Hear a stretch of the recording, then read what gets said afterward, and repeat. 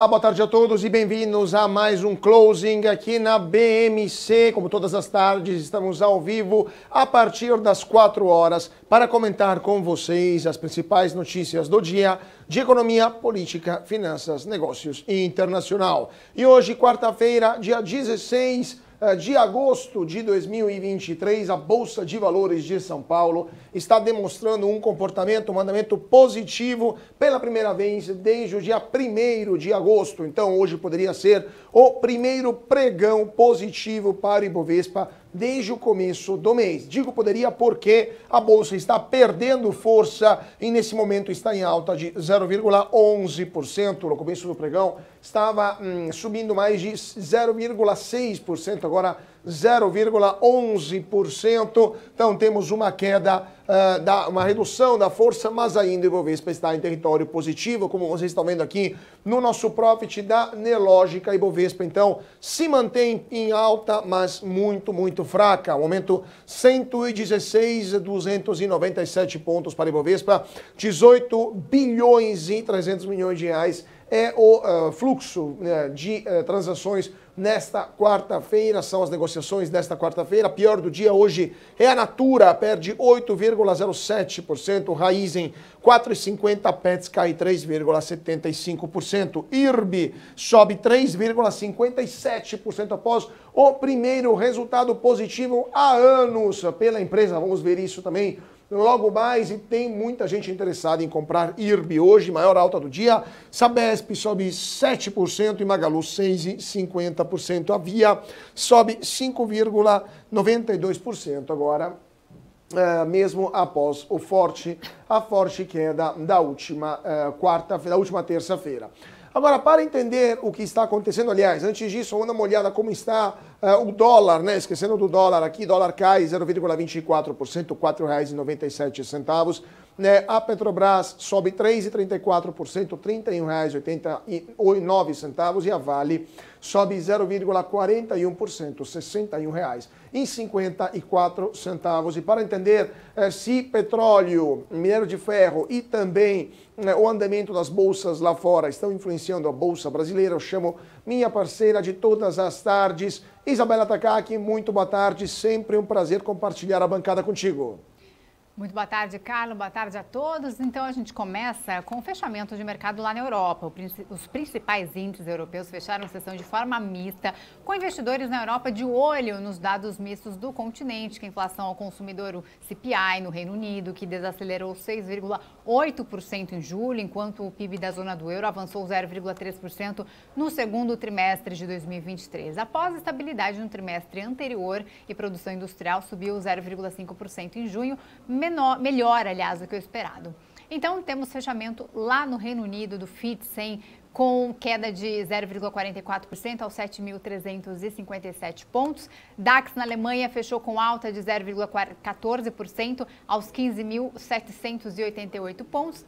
E CAC na França com queda de 0,10% aos 7.260. Vamos ver então como estão operando as bolsas lá em Nova York, aí após a divulgação da ata do Fed, que amargou um pouco os mercados por lá. Dow Jones agora 0,19% de queda, S&P 500 caindo também 0,36% e Nasdaq 0,68% de queda. Agora fechamento de minério de ferro, vamos ver como é que fechou o minério de ferro lá no porto de Dalian. Nesta quarta-feira temos aqui a cotação, deixa eu ver, eu tô com a cotação do...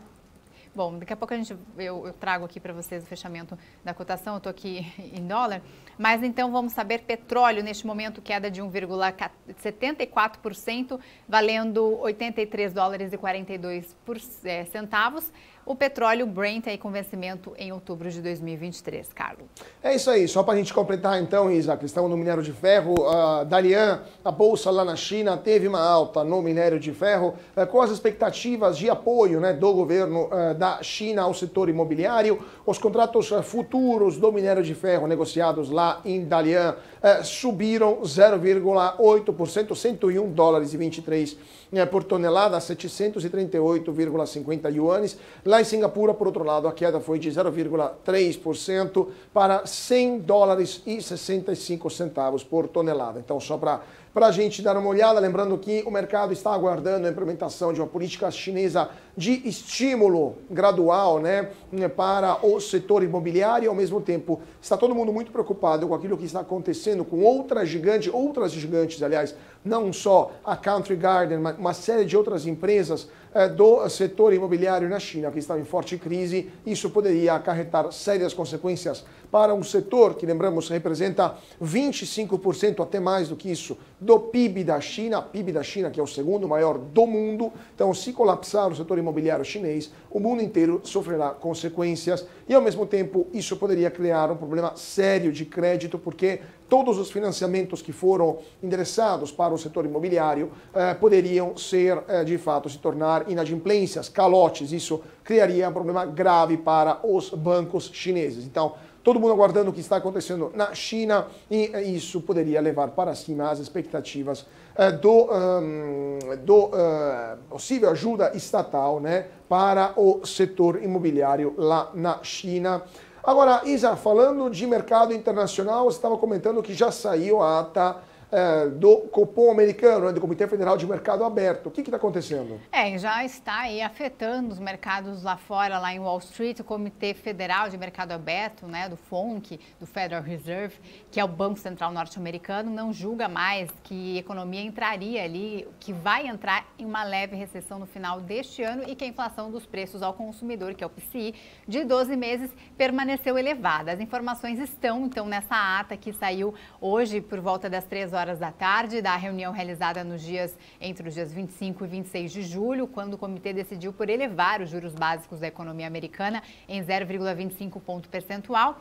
E segundo o documento, a previsão econômica preparada pela equipe após a reunião de julho se mostrou mais forte do que a projeção de junho. Segundo a ata, né, desde o surgimento do estresse do setor bancário em meados de março, os indicadores de gastos e atividade real ficaram mais fortes do que o previsto. Como resultado, a equipe não mais julgou que a economia entraria em uma leve recessão no final do ano, segundo a ata. Durante o período entre as duas últimas reuniões, os participantes do mercado interpretaram as divulgações de dados econômicos domésticos como indicando resiliência contínua da atividade econômica e algum alívio ali das pressões inflacionárias, e viram as comunicações de política monetária como apontando ali para uma política um pouco mais restritiva do que o esperado. Segundo a própria ata, né, a trajetória implícita ali do mercado para a taxa dos fundos federais aumentou e os rendimentos nominais do Tesouro também aumentaram um pouco em vencimentos mais curtos. Enquanto isso, os preços gerais das ações aumentaram e os spreads ali dos títulos corporativos com grau de investimento especulativo diminuíram, segundo a ata também, que já está repercutindo no mercado lá fora. Perfeito. E agora, vamos então falar agora do Banco Central do Brasil, porque o presidente do Banco Central, Roberto Campos Neto, afirmou que vê como acertado o reajuste sobre o preço dos combustíveis anunciado pela Petrobras nesta terça-feira. Segundo Campos Neto, abre aspas, não é um bom distanciamento grande de preços, mesmo tendo um impacto negativo. Ou melhor, não é bom ter um distanciamento de preços, porque tem um impacto negativo. Isso foi a frase que Campos Neto pronunciou em referência ao impacto sobre a inflação de 2023, porque, de fato, esta alta expressiva que os preços da Petrobras terão nas próximas horas, aliás, desde a manhã desta quarta-feira, vão ter um impacto importante na inflação dos próximos meses. Isso poderia também alterar, modificar o comportamento do Banco Central em relação à política monetária. Lembrando que na última reunião o Copom cortou pela primeira vez em 3 anos as taxas de juros e agora poderia voltar a dar uma reduzida nesse movimento de política monetária mais expansionista ou até, eventualmente, se a inflação sair de controle, mudar o seu entendimento. Agora, lembramos que a Petrobras anunciou ontem então, aumento de 16,27% no preço da gasolina e 25,82% no preço dos diesels nas refinarias. Isso, obviamente, poderia acarretar um problema para toda a economia brasileira em termos de inflação, porque sabemos que o Brasil tem uma economia muito dependente do setor rodoviário. Agora, Campos Neto afirmou que o aumento do preço dos combustíveis anunciados pela Petrobras vai ter um impacto de 0,4 pontos percentuais sobre a inflação cheia entre agosto e setembro. E o presidente do Banco Central também salientou que, abre aspas, o Brasil é um dos poucos países que em 2023, 2024 e 2025 estão dentro do intervalo da inflação, fecha aspas. Segundo ele, grande parte do mundo está tendo queda da inflação, mas nos núcleos isso muda um pouco e a queda dos núcleos de inflação nos países avançados é pequena até o momento. Então, no mundo emergente, segundo o Campos Neto, Brasil e Chile estão com quedas mais rápidas nos núcleos de inflação. Então, o presidente do Banco Central, que aprova a decisão de ontem da Petrobras de aumentar consideravelmente os preços dos combustíveis. Bom, agora a gente fala de Petrobras, porque o presidente da companhia, João Paul Prats, afirmou que a comercialização do petróleo da margem equatorial, onde fica a bacia da Foz do Amazonas, só deve ocorrer pelo menos 5 anos após uma possível autorização do IBAMA. Prats ressaltou que o tempo pode ser maior, uma vez que ainda a perfuração seja aprovada. É necessário primeiro confirmar a existência de óleo no local e depois ver se sua exploração é economicamente viável. Só então seria aí construída uma plataforma para operação.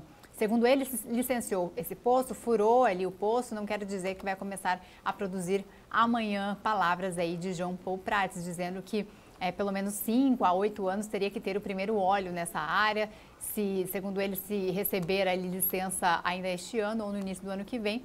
Então essa seria a média de tempo. Se as previsões de Prats se concretizarem, a comercialização do petróleo extraído nesta nova fronteira exploratória começaria entre 2028 e 2031, justamente ao final da década que é considerada crucial para cortar drasticamente emissões de gases. Estuda ali a tempo de frear os piores impactos das mudanças climáticas. Vamos ver então, Petrobras, como está a cotação hoje subindo bem, 3,34%, o papel valendo, saiu dos R$30 aí da casa dos R$30, agora R$31,89. Perfeito, Isa. Todo mundo aqui, acabou de sair uma notícia que o CAD aprovou, mesmo com restrições, com condições, o consórcio Supergasbras Ultragaz. Então, temos uma notícia de última hora, a aprovação por parte do CAD, mesmo com restrições, o consórcio Supergasbras Ultragaz. A decisão foi tomada por maioria de votos do Conselho Administrativo de Defesa Econômica, que evidentemente não considerou o risco para o mercado do setor de gás. A operação foi aprovada, então, com restrições que foram firmadas no acordo de controle de concentração feito com a autarquia, e a decisão, então, foi por maioria de votos. Ficaram vencidos 2 conselheiros que votaram pela reprovação. Então, vamos ver o que vai acontecer no mercado de gás. Lembrando que esse consórcio envolve 35 bases de carregamento e envase de GLP em 5 estados e 9 as distribuidoras também, que têm sobreposição. Entre as condições que as empresas terão que excluir, que terão que cumprir, estão a exclusão da operação, compartilhamento de bases e suas atividades operacionais nos estados do Espírito Santo, Rio de Janeiro e Paraná. Então, evidentemente, o CAD constatou que nesses estados haveria problemas de excesso de concentração e também problemas para a concorrência no setor do gás. A ver o que vai acontecer. Falando agora de IRB, gente, IRB que continua sendo a maior alta do dia, 13,62, mas nesse momento a Bolsa de Valores acaba de virar e agora está em queda de 0,07%, 116.091 pontos para o Ibovespa, e às 4 horas e 13 minutos nesse momento o Ibovespa está prestes a fechar mais um dia negativo, seria a 12º pregão negativo para o Ibovespa. Então, virou o mercado, temos ainda 47 minutos de negociação no Ibovespa. Vamos ver o que vai acontecer e se de fato teremos mais um dia negativo, uma série histórica que está se aproximando de ser inédita para o Ibovespa, série histórica negativa, obviamente. A gente já superou os recordes que foram registrados há mais de 40 anos. Vamos ver se teremos que procurar na memória histórica do Ibovespa para chegar a 12 pregões consecutivos de queda. Há muito tempo eu já poderia chamar a música do Fantástico por causa desses pregões continuativos. Pior do dia hoje é Natura, que perde 8,35%, Raízen 4,76%, Alpargatas 4,48%. A melhor do dia continua sendo o IRB, que sobe 13,95%, mas IRB chegou a disparar quase 20% ao longo do pregão. Por volta do meio-dia, então, as ações estavam em sua máxima otimismo no mercado em relação aos papéis da resseguradora. Chegou nesse otimismo com a elevação da recomendação do Citi, porque de acordo com os analistas do Banco Americano, o IRB, então, ou melhor, o banco alterou a indicação para a IRB de venda para neutra, assim como ajustou o preço-alvo de R$ 25,00 para R$ 40,00. Os analistas apontam que a reprodução, ou a redução do risco de capital dá menos razões para serem vendedores da resseguradora e também, além disso, outro banco mudou a sua recomendação. O Inter Research também elevou a recomendação das ações para neutro, mantendo o preço-alvo em R$ 36,00. O ajuste, segundo o Inter, ocorreu, abre aspas, devido à boa evolução observada principalmente na sinistralidade e suficiência regulatória, fecha aspas. Agora, essas atualizações ocorrem após o IRB divulgar um lucro de 20 milhões de reais, com 2% de retorno sobre o patrimônio médio no segundo trimestre do ano. Então, o ROAE veio de 2%, a companhia reverteu o resultado negativo do mesmo período do ano passado, de 373,3 milhões de reais, o que não era totalmente fora do esperado, por conta dos dados mensais da SUSEP. O IRB está surfando em uma maré positiva este ano, até o último fechamento. As ações da companhia acumulam uma valorização de mais de 53% e com o salto de hoje, esse valor poderia chegar a beirar os 80% de valorização. Agora, segundo o Banco Inter, o IRB teve um bom desempenho operacional no segundo trimestre, apesar do benefício fiscal por conta dos prejuízos passados ter beneficiado o bottom line. Isso trouxe também uma boa tendência na sinistralidade, com a redução das despesas com sinistros, tanto no Brasil quanto no exterior, que compensaram a queda nos prêmios emitidos. Então vamos ver o que vai acontecer e se de fato essa alta do IRB vai se manter, vai se sustentar e as ações da empresa, da resseguradora, vão voltar a patamares pelo menos próximos daqueles que ela tinha antes do primeiro trimestre, aliás, de 2020. A ver, então, o que vai acontecer com IRB. Bom, agora a gente fala de Sabesp, porque a Prefeitura de São Paulo poderá aderir hoje à unidade regional de saneamento básico, formada pelos municípios atendidos pela Sabesp. Segundo fontes ali, caso se confirme, realmente a medida vai simbolizar o apoio da capital à privatização da companhia. O prefeito Ricardo Nunes e o secretário executivo municipal de Planejamento e Entregas Prioritárias, Fernando Chucre, têm uma reunião marcada com o governador Tarcísio de Freitas nesta tarde e com os secretários estaduais Natália Rezende, do Meio Ambiente, Rafael Benini, que é de Parcerias e Investimentos. E a expectativa do mercado é que o acordo seja, então, formalizado, aliás, neste encontro. Deve estar acontecendo neste momento, então, esta reunião, o mercado está de olho. Foi publicado hoje no Diário Oficial da União o estado do decreto que regulamenta a adesão dos municípios às unidades regionais de serviços de abastecimento de água potável e esgotamento sanitário e define ali a estrutura de governança interfederativa das unidades. Vamos dar uma olhadinha em Sabesp, cotação, para saber como está depois todas essas notícias, subindo bem aí, 7,18%, com papel a R$ 58,70. É isso aí, Zala. Vamos falar agora de Via, porque também uma das maiores altas de hoje é a Via, além da Sabesp, né? Agora a Via está ganhando o segundo lugar, alta de 10,06%, isso mesmo após a convocação da Assembleia Geral Extraordinária para deliberar sobre possíveis mudanças no capital da empresa. O objetivo é quase dobrar o capital com uma emissão de novas ações, passando de 1,6 bilhão de reais para 3 bilhões de reais, permitindo assim um aumento de capital de até 2 bilhões de reais. Além disso, a reunião propõe a mudança de nome, podendo adotar como novo nome o Grupo Casas Bahia, ao invés de Via. Algo que chamou a atenção dos investidores, mas o que mais chamou a atenção, na verdade, foi a chamada, na convocação da Assembleia Geral Extraordinária, foi a proposta de alterar o capital autorizado da empresa para até 3 bilhões de ações ordinárias, sem valor nominal, mediante deliberação do Conselho de Administração, frente ao total de 1,6 bilhão registrados hoje.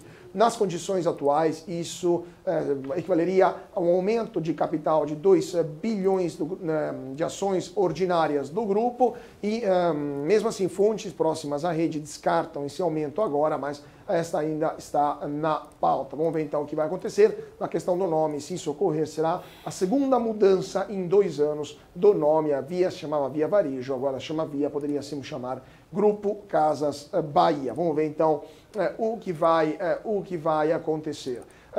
A hipótese, segundo fontes da empresa, faz parte do conjunto de alternativas que a empresa vai avaliar na Assembleia, mas nada ainda estaria decidido neste momento. Bom, agora a gente chama então o nosso primeiro convidado, Arthur Moraes, sócio do Clube FI. Ele já está aqui com a gente, né, Carlos? É isso aí, muito boa tarde, Arthur, sempre um prazer tê-lo conosco. Prazer é meu, boa tarde. Arthur, vamos falar um pouquinho de fundos imobiliários. Eu queria uma sua avaliação após 2 semanas, né, da decisão do Copom de cortar as taxas básicas de juros. O IFIX, deixa eu pegar aqui o IFIX como está sofrendo menos do que a Bolsa de Valores. Deixa eu ver como é que está o IFIX nesse momento. O IFIX está caindo 0,12%, mas continua um patamar superior aos 3 mil pontos, né? 3.211 pontos. Então, antes de entrar na análise de alguns fundos específicos que eu queria conversar com você, quadro geral do IFIX, qual que é a sua visão sobre o índice dos fundos imobiliários e como está o mercado nesse momento após o primeiro corte da Selic e com a perspectiva de novos cortes da taxa básica de juros? Bom, o mercado de fundos imobiliários teve uma recuperação grande, né, na Bolsa. A parte financeira dos fundos imobiliários teve uma grande recuperação há coisa de 1 mês e meio e agora estabilizou mais ou menos nesse patamar, que é próximo da máxima histórica que aconteceu no IFIX em 2019, mas isso em termos nominais, né? Se a gente levar em consideração toda a inflação que aconteceu no período, ainda está bem longe dessa máxima histórica. Isso porque antes eles estavam muito descontados, né? Muito abaixo dos seus valores, principalmente dos valores patrimoniais, usando como referência. Então, o que mudou de fato não foi a queda da Selic, mas uma tranquilização do mercado como um todo, que vinha exigindo juros muito altos lá dos títulos públicos. Se a gente reparar, o mesmo movimento aconteceu. Uma diminuição da rentabilidade dos títulos públicos, consequentemente uma alta do preço dos títulos atrelados ao IPCA mais juros, né? A NTN-B, o Tesouro IPCA. Então tinha um desconto muito grande, tinha uma desconfiança muito grande, provavelmente por tudo que o governo falava, né? Se a gente notar do início do ano para cá, entre tudo que se falou e o que se fez, tem uma diferença grande, né? A fala, os discursos eram mais agressivos do que efetivamente as ações que começam a ser tomadas. Então é natural que num começo de governo, investimentos como um todo fiquem retraídos, né, esperando as atitudes do governo, e as palavras foram mais agressivas do que de fato as atitudes. À medida que as primeiras reformas foram sendo encaminhadas, a questão da mudança da meta de inflação, que preocupava bastante o mercado, não foi nada disso que aconteceu, né? Então, à medida que as atitudes foram sendo mais comedidas, a desconfiança diminuiu e aquele excesso de prêmio de risco, essa desconfiança, ela acaba virando preço baixo, né? Então, isso foi corrigido. Não que as coisas estejam altas, não que tenha ficado caro, passado por um cenário de otimismo, longe disso, mas o maior pessimismo que estava refletido nos preços, isso ficou para trás. Perfeito, Arthur. Mas aí eu te pergunto, qual que é a expectativa do mercado de fundos imobiliários nesse momento? Ou seja, temos uma reforma tributária que está prestes a ser aprovada, vai ter uma remodulação da carga, as pessoas jurídicas vão ser mais impactadas, não é a se excluir a possibilidade de criação de impostos para distribuição de proventos, né, que hoje são isentos. Então, o que você espera, o que os mercados de fundos estão esperando dos próximos meses e anos, como está reagindo e se eventualmente há alguma preocupação particular em relação ao mercado de fundos como um todo e eventualmente uma redução, uma destruição de valor por causa das medidas que o governo poderia tomar?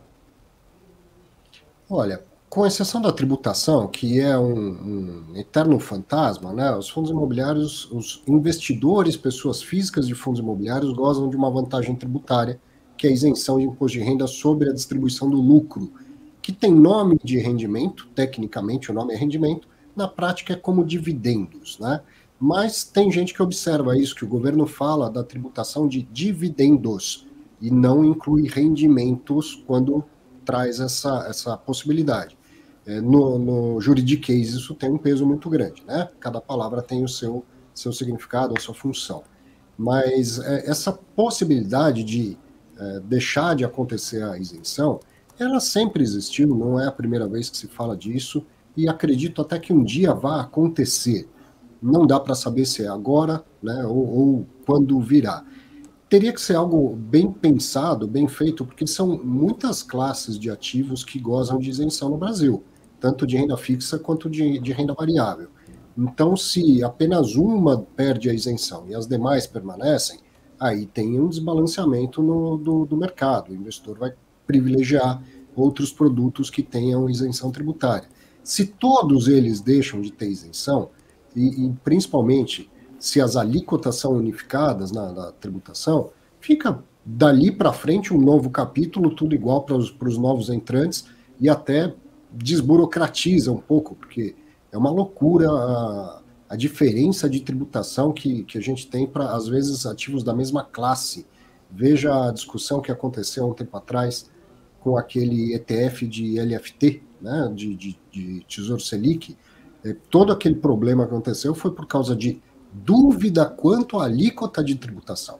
Então, o que se chama de custo Brasil, isso existe na parte de tributação do mercado financeiro. É uma grande dúvida sempre, é uma grande dificuldade, e na hora de tomar decisões de alocação, evidentemente que o imposto a se pagar ou não pagar se houver isenção é muito importante na decisão de alocação. Então, isso sempre vai existir, essa preocupação.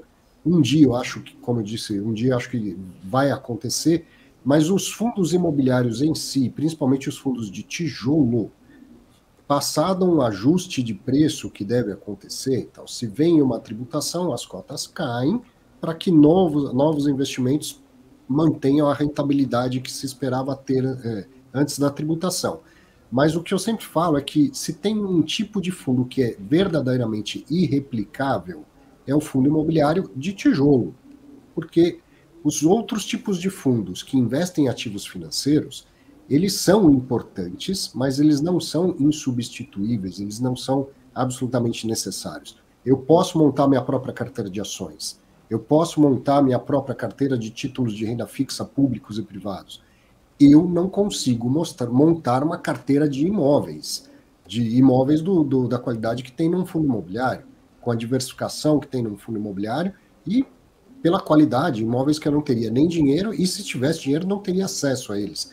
Eu posso até ter dinheiro para comprar um pedaço de um shopping, mas não encontrar quem esteja disposto a vender um pedaço de shopping para mim, né? Então, um fundo imobiliário de tijolo, ele é de verdade irreplicável porque ele não investe em ativos financeiros, e sim em ativos imobiliários. Então, essa é a parte da tributação. Pensando no que as ações do governo trazem para o fundo imobiliário. No curto prazo, o que se espera do governo atual?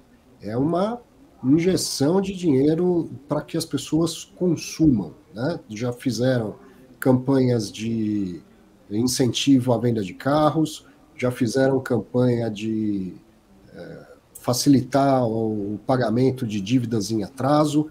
Tudo isso injeta muito recurso para o varejo. E o varejo movimenta, se a gente pensar na cadeia toda do mercado imobiliário, movimenta tudo. A loja de rua, o shopping center, o galpão de logística, porque os produtos têm que vir de algum lugar, e evidentemente se uma empresa varejista, você estava falando agora há pouco da alta das ações da Via Varejo, se uma empresa varejista está indo bem, está vendendo bastante, ela tem condições de expandir, de contratar mais, e para isso ela precisa também de mais escritórios, precisa de mais data centers e tudo mais. Então, no curto prazo, as ações do governo que são na linha de incentivar o consumo são boas para o mercado de fundo imobiliário. Mas no médio e longo prazo, isso pode acabar levando a mais inflação e novamente alta de juros. Do ponto de vista aonde as coisas se equilibram de financeiro e imobiliário, é na taxa de juros. Juro alto é ruim. O mercado de fundos imobiliários está lá na alternativa, está classificado como os investimentos alternativos. Quando que um grande alocador de recursos busca investimento alternativo? Quando ele precisa de alternativas. Se o juro está alto demais e ele resolve o problema dele comprando títulos públicos, ele não precisa de alternativas de investimento. Ele concentra naquilo que é menos arriscado e que tem alta rentabilidade. Imagina o gestor de um fundo de pensão que tem uma meta atuarial e que consegue cumprir essa meta simplesmente comprando o Tesouro IPCA, NTNB. Ele não precisa de alternativas. Então, o juro alto ele é ruim para o mercado de fundos imobiliários. Na verdade, ruim para a economia. Se o que a queda da Selic na última reunião pode sinalizar? Se esse movimento for contínuo, se a gente voltar a ter um juro baixo, e eu considero no Brasil, mera opinião minha, tá? Juro abaixo de 10% ao ano, juro baixo para padrões brasileiros, isso é ótimo, isso é expansionista, tanto do ponto de vista financeiro como na economia real, seria ótimo para fundos imobiliários. Mas o que eu estava falando, as ações de curto prazo do governo podem acabar levando a uma inflação no médio prazo e dificilmente o juro teria condição de cair tanto. Perfeito. Arthur, fica conosco porque eu queria te perguntar justamente sobre o fundo de tijolo, especialmente de shoppings. Tem algumas movimentações que a gente está vendo no mercado, a emissão de novos títulos também para adquirir novos shoppings. Então, fique conosco, rápido intervalo, 2 minutinhos. Nesse momento são 4 horas e 31 minutos. A Bolsa continua perdendo e está piorando o andamento, 0,18% no negativo para o Ibovespa, então afunda cada vez mais o principal índice da Bolsa de Valores de São Paulo, agora perdeu os 116 mil pontos, 115.964 pontos. Daqui a pouquinho vamos ver as ações também, 2 minutinhos de intervalo e voltamos já já, não sai daí.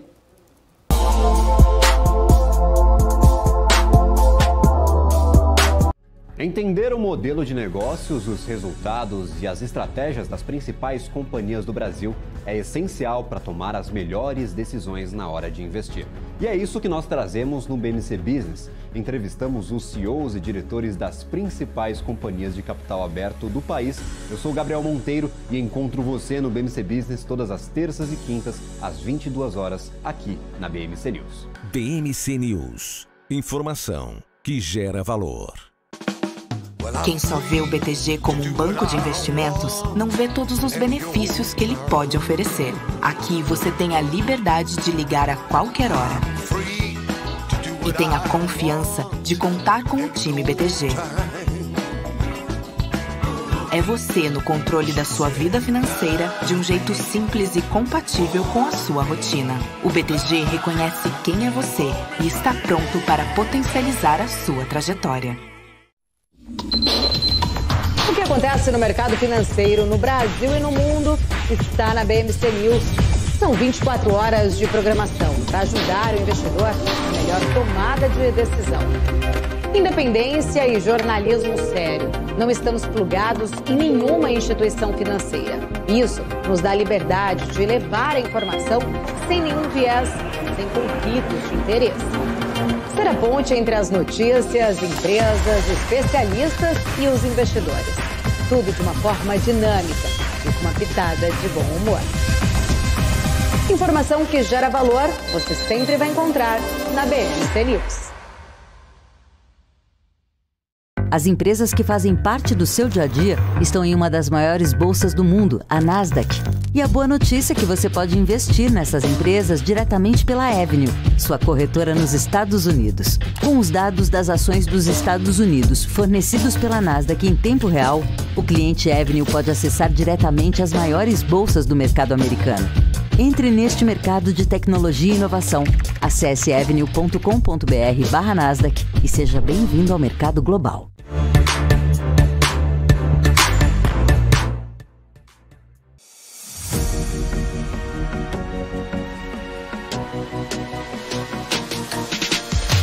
BMC News. Informação que gera valor.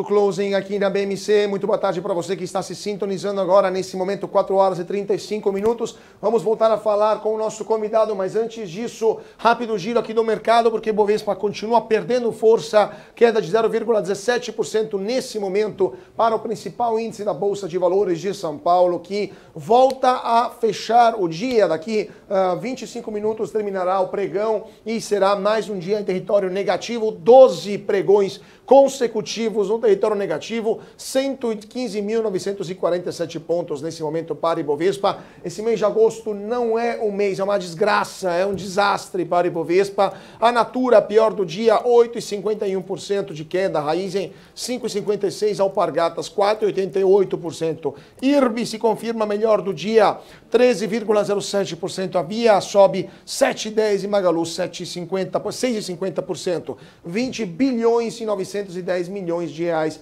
O volume financeiro desta terça-feira, dessa quarta-feira, aliás. Vamos dar uma olhada como está o dólar, cai 0,14%, R$ 4,98. Petrobras ganha 2,62%, R$ 31,67. A Vale sobe. A Vale agora está no 0 a 0, na verdade está indo para o território negativo, R$ 61,29. Isa Takaki, como estão as bolsas lá fora e o petróleo e como elas estão influenciando as bolsas aqui no Brasil? As bolsas lá fora estão em queda após a divulgação da ata do FONC, Dow Jones com queda de 0,39%, SP 500 queda de 0,57%, Nasdaq 0,88% de queda. Já temos o fechamento dos preços internacionais aí de petróleo, que encerram o dia em queda. O petróleo internacional recuou com o dólar mais alto, mesmo que a ata do FONC não tenha causado estragos amplos ali e que os estoques dos Estados Unidos tenham recuado. A correção de preços também contribuiu. Então, WTI queda de 1,99% aos $79,38, perdendo aí o patamar dos $80. E barril Brent, que é a referência para a Petrobras, com queda de 1,70% aos $83,45. É isso aí, então. Vamos voltar a falar com o nosso Arthur Moraes, sócio do Clube FI.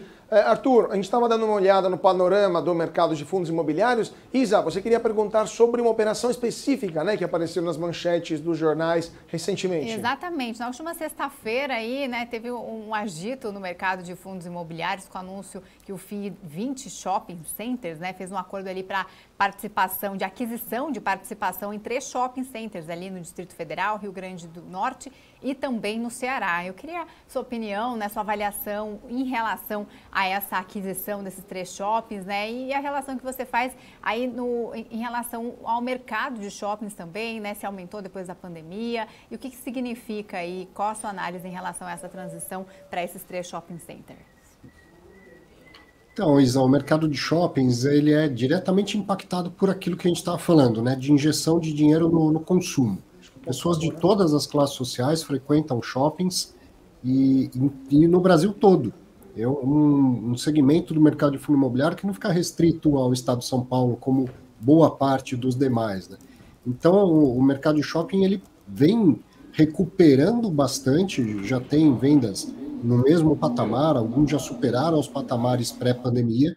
O que faltava recuperar nos shoppings era o movimento dos cinemas. Graças a Barbie, parece que estamos com os cinemas bombando novamente. Isso é muito importante para um shopping, tá? A gente acaba indo até o shopping por causa do cinema, mas gasta em várias outras lojas, faz 3, 4 compras diferentes, faz uma refeição. Tudo isso é importantíssimo para o shopping. E essas aquisições que estão acontecendo, não só pelo VIS, que o XP Malls também conseguiu fazer uma emissão, 2 emissões recentemente, vai fazer expansão de alguns shoppings que já possui, vai comprar outros novos. Esse é um momento especial que está acontecendo numa conjunção desse mercado, de que, como eu falei, as cotas subiram, mas longe de estar caras, certo? E com a valorização, os fundos que voltaram a patamares de ser negociado em bolsa próximo do seu valor patrimonial, um pouquinho acima do valor patrimonial, estão conseguindo fazer emissão de cotas.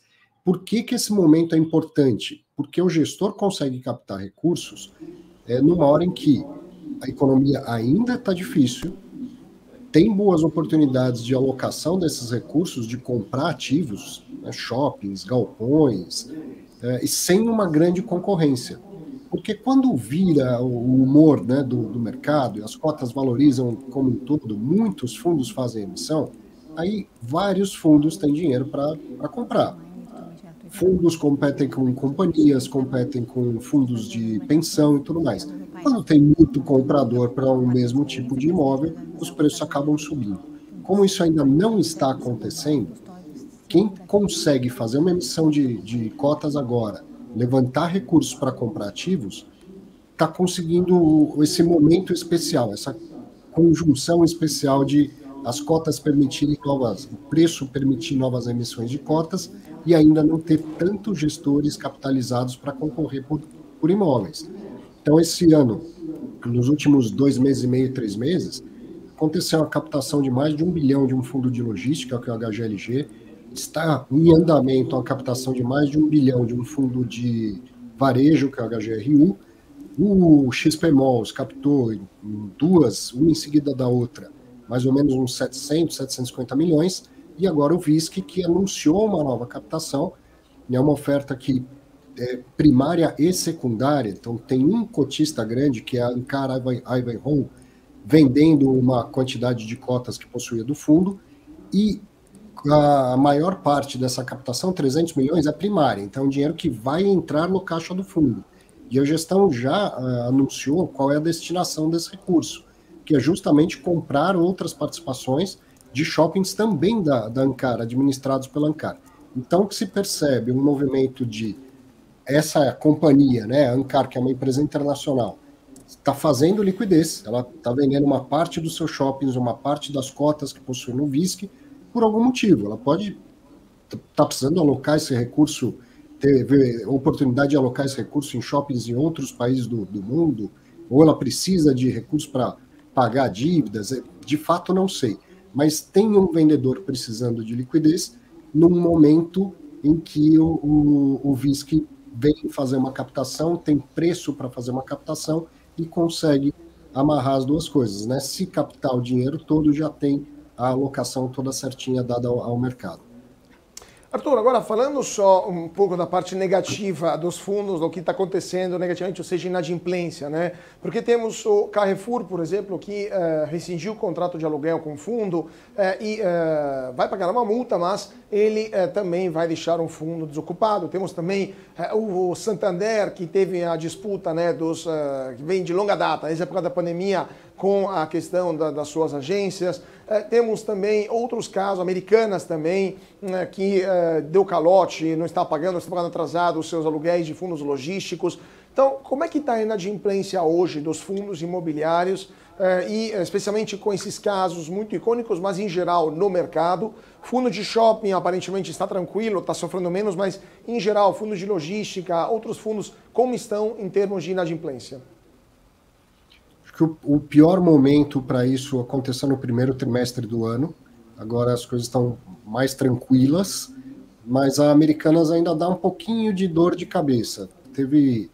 Tem alguns fundos em que ela fez acordo com todos eles para pagar e tal, pagar o que é devido depois, inclusive, da decretação lá da recuperação judicial, mas, por exemplo, na semana passada, retrasada, teve um atraso que já foi resolvido na semana seguinte, na semana passada. Então ainda tem uma preocupação em relação a isso. Mas de uma maneira geral, o varejo não está tão mal, né? Ele vem recebendo esse reforço aí das injeções de recursos do governo no bolso das pessoas. Então os espaços vagos acabam sendo rapidamente ocupados por outras empresas. Uma outra questão aí de dificuldade de crédito veio do agro. Tá? A queda do preço das commodities agrícolas foi muito grande no começo do ano. Você vê o IGPM negativo e acumulando negativo, deflação de IGPM nos últimos 12 meses, vem principalmente da queda dos preços dos produtos do agronegócio, né? Da soja, do milho e tal. E no agro teve fundo imobiliário de fazenda tendo que fazer uma renegociação com um dos inquilinos, dos arrendatários das suas fazendas, e fiagros que investem em CRAs, né, certificados de recebíveis do agronegócio, também tendo algumas dificuldades de crédito. É do mercado de crédito isso, certo? Quem empresta dinheiro em algum momento vai ter uma surpresa negativa de tomar um calote. E quando a economia como um todo anda para trás, ou um setor bastante impactado, acaba concentrando alguns eventos nesses setores. Mas, de maneira geral, os fundos são grandes e diversificados o suficiente para conseguir atravessar isso. Estava falando lá do VISC, é o fundo que mais tem participação em shoppings no Brasil. Participações muitas vezes minoritárias, mas tem uma carteira com uns 15, 16 shoppings, não me lembro de cabeça aqui. Então, a mesma coisa quando a gente fala de fundos de logística. Os de grande porte dificilmente estão muito concentrados em um inquilino apenas. Então, essas coisas vão acontecer, um problema de crédito, um inquilino que não paga o aluguel, mas se o ativo em si é bom, o ativo é bem localizado, ele vai acabar sendo ocupado por alguém chegando. Um contraponto a essa fase ruim do varejo é, por exemplo, a chegada da chinesa BYD para ocupar a fábrica da Ford lá na Bahia. É um ponto importante, logístico, inclusive. Não muitos, mas alguns fundos imobiliários têm investimentos naquela região e que, obviamente, vinha sendo impactados por uma queda muito grande de demanda, já que uma fábrica enorme tinha sido fechada. Então, imagina quanto, né, a reativação dessa fábrica por uma outra empresa, o quanto isso ativa a economia e dá um novo fôlego para os galpões. O imóvel sendo bom, né, bem localizado, moderno, eficiente, ele vai encontrar um inquilino à altura, né, alguém precisando daquele imóvel para se reposicionar. Arthur, ultimíssima pergunta que eu te fazer, você citou os fiagros, Fiagro, né, que é um produto novo, está tendo uma grande aceitação, um grande sucesso, mas ainda é um produto de nicho, né? Pouca gente está investindo nos Fiagro. Qual é a sua visão sobre essa classe de produtos e qual a sua perspectiva para os próximos anos? Teremos um mercado de Fiagro, já que o Brasil é a fazenda do mundo, um mercado do mesmo tamanho de outras classes de fundos imobiliários ou vai continuar sendo algo mais nichado? Bom, eu acho que tem algo grande se desenhando aí, mas como os fundos imobiliários eles já estão bem estabelecidos, são 30 anos, esse ano a gente completou 30 anos da lei que criou os fundos imobiliários. Os produtos similares, né, o Fiagro, o FIINFRA, por exemplo, até os FIP de infraestrutura, que são só para qualificados, eles têm atraído mais investidores, principalmente se adequando a essa característica de distribuir renda mensalmente. O mercado financeiro entendeu essa demanda clara do investidor brasileiro. As pessoas pagam em parcelas, pagam um pouco por mês, elas querem receber também todos os meses os seus proventos. Então, vários outros títulos, classes de ativos, até títulos do Tesouro Nacional, como o Renda Mais, o Educa Mais, estão entregando essa característica de distribuição mensal, porque todo mundo entendeu que é isso que o investidor brasileiro quer. Então, o Fiagro ele cresce até rapidamente nessa esteira de que muita gente já está habituada, já entende o funcionamento de um fundo negociado em bolsa que distribui renda todo mês. Mas aonde o dinheiro vai parar, a alocação desse recurso, é ainda novidade. O relacionamento do mercado financeiro com o agro, como você falou, ainda é um nicho, apesar de ser tão importante para o país. Esse relacionamento do mercado financeiro com o produtor do agronegócio é ainda novidade. Então, tem uma curva de aprendizado para os dois lados. Né? Dar crédito para o mercado agro é ainda algo muito nichado. Coisa principalmente concentrada no Banco do Brasil, no Rabobank, alguns poucos bancos que sabem lidar, né, que já têm mais conhecimento de como funciona essa cadeia. Então, o mercado de Fiagro, eu entendo até que está crescendo aceleradamente, tem muito para crescer, mas não vai ser exponencial e tão rápido quanto foi esse início. Então, alguns problemas começam a aparecer, tem um aprendizado daqui, tem um aprendizado de lá. O empreendedor do agronegócio, ele tem que entender que ele precisa estar mais organizado, ter mais transparência, ter demonstrações financeiras, e o agro é muito vasto. A gente está falando, eu estou falando muito do produtor, mas tem várias partes dessa cadeia que podem se relacionar e conseguir financiamento via Fiagro, seja na parte dos CRAs, que é hoje o que mais tem, como na parte de venda de fazendas, de equity mesmo. Isso vai acontecer, Carlos, acho muito provável, pela relevância do agro na nossa economia, que o Fiagro seja também grande e relevante no Brasil. Mas tem um tempo ainda para isso acontecer. E um detalhe que ainda falta é a regulamentação. Hoje os Fiagro, eles funcionam de carona, vou dizer assim, na regulamentação existente de fundo imobiliário, de FDIC, que é o Fundo de Investimento em Direitos Creditórios, e de FIP, que é o Fundo de Investimento em Participação. Então, quando um administrador quer criar um Fiagro, ele fala assim, é um Fiagro FI, é um Fiagro FDIC, e aí ele está indicando para a CVM, vou seguir a mesma instrução que regulamenta o FDIC ou o Fundo Imobiliário, assim por diante. A CVM ainda vai editar uma regulamentação específica para o Fiagro. E essas coisas parecem só burocracia, parece coisa chata, mas não é. O grande volume de dinheiro espera a base jurídica estar bem consolidada.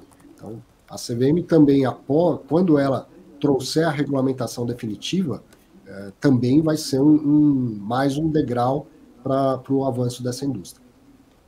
Perfeito. Vamos ver então o que vai acontecer e com certeza voltaremos a falar com o Arthur Moraes, sócio do Clube FI, sobre o andamento dos fundos imobiliários. Muita gente aqui dando parabéns pelo conteúdo, então vamos fazer mais vezes nossas entrevistas. Exatamente. Foi um prazer, como sempre, tê-lo conosco, Arthur, e volte sempre. Prazer é meu. Abraço. Até mais. Isabela. Tchau, tchau.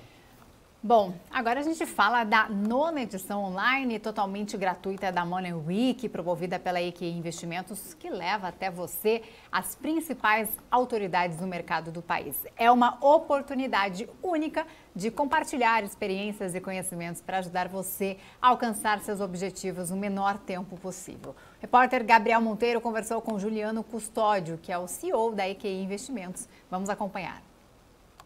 A equipe da BMC News está acompanhando a primeira Money Week aqui em Balneário Camboriú. 9ª edição do evento e desta vez um evento colossal, muito grande. Já acompanhei alguns outros eventos. Aqui eu estou com o Juliano Custódio, CEO da EQI Investimentos, que é a organizadora desse grande evento. Já conversei com o senhor em outras oportunidades, já visitei outras Money Weeks, outros eventos dessa magnitude. Muito feliz com o crescimento. Mas esse crescimento aqui eu estou realmente impressionado. E ele vem acompanhado de uma grande notícia, que é, claro, essa migração, essa transformação, a abertura dessa corretora, que Investimentos se virando efetivamente uma corretora. Eu queria saber como foi essa virada de chave para vocês. Vocês já revolucionaram o mercado de assessoria de investimentos, da relação do assessor com o investidor. E agora entrando, dando esse novo passo, quais os planos, o que vocês buscam aí de inovar para esse mercado financeiro brasileiro? Transição até que foi tranquila, porque a gente estava planejando ela há 3 anos já, né? Então, foram 3 anos de planejamento, finalmente a gente ganhou a liberação e foi bastante rápido. Num final de semana a gente lançou a corretora, migrou os clientes, foi realmente muito rápido, muito tranquilo e que já nos deu a ousadia de já lançar o banco digital, que estava planejado também. E a gente quer seguir, eu acho que esse mercado é muito sobre os produtos que você tem na prateleira. Perfeito. Ainda tem alguma possibilidade de evolução em produtos, mas produtos já estão à beira de virar commodity. O que vai gerar diferencial para o futuro é o serviço. Que para mim todos os serviços são muito iguais ainda. Então a gente quer revolucionar, o próximo passo na nossa evolução, nessa nossa tentativa de revolucionar o mercado, é no serviço. Serviço ainda mais próximo, usando a tecnologia para gerar proximidade e eficiência para o nosso ser humano que vai atender os nossos clientes pelo Brasil. Aquela questão, né? Nós temos um Open Banking rolando aí no Brasil, sendo aplicado, praticamente todo mundo vai ter os mesmos serviços, a experiência do usuário, o tratamento do cliente vai fazer diferença. Exatamente. A informação já foi o lock, o produto depois virou o lock. Hoje a informação todo mundo tem, o produto todo mundo tem. As pessoas vão se firmar em pessoas, em serviço. É o serviço que vai mudar e que vai ganhar o jogo. Agora, a gente está nesse grande evento, um evento voltado à educação financeira, tanto para aqueles investidores mais experientes, mas também para bastante gente que está entrando nesse mercado. Eu vejo pelo tamanho do evento, um evento muito grande. Como que vocês enxergaram? Vocês já estão há bastante tempo no mercado, tiveram uma evolução gradual, uma evolução paulatina, vocês foram adquirindo ali alguns patamares, vocês foram trazendo novas coisas, revolucionando o mercado. Como que vocês sentem o ambiente para investidores, investimentos? As pessoas estão mais curiosas, estão buscando por mais informações, vocês estão conseguindo suprir essas informações que as pessoas O brasileiro ainda está aprendendo a investir, ele está perdendo medo de sair do grande banco, do bancão tradicional, né? Os fantasmas do passado da economia brasileira, já faz muito tempo que a gente tem uma economia organizada, mas as pessoas ainda têm fantasmas, né? De 94 para cá, muito pouco banco deu errado, mas os inícios dos anos 90, final dos 80, muito banco deu errado. Muitos poucos deram errado na época, né? Então não se quebra banco desde 2001. Mas mesmo assim as pessoas ainda têm fantasmas do passado. Esses fantasmas vêm passando e as pessoas têm começado a ter cada vez mais curiosidade. A gente vê aí os bancos digitais como cresceram e eu acho que agora as pessoas vão começar a pular de não só ter um banco digital, mas ter investimentos não tradicionais. Então toda essa onda ainda está por vir e a gente quer estar bem posicionado aí para surfar ela. Maravilha, eu sempre chamo a atenção, a gente acompanhou uma crise no mercado norte-americano, não, os bancos, na Europa também a mesma discussão.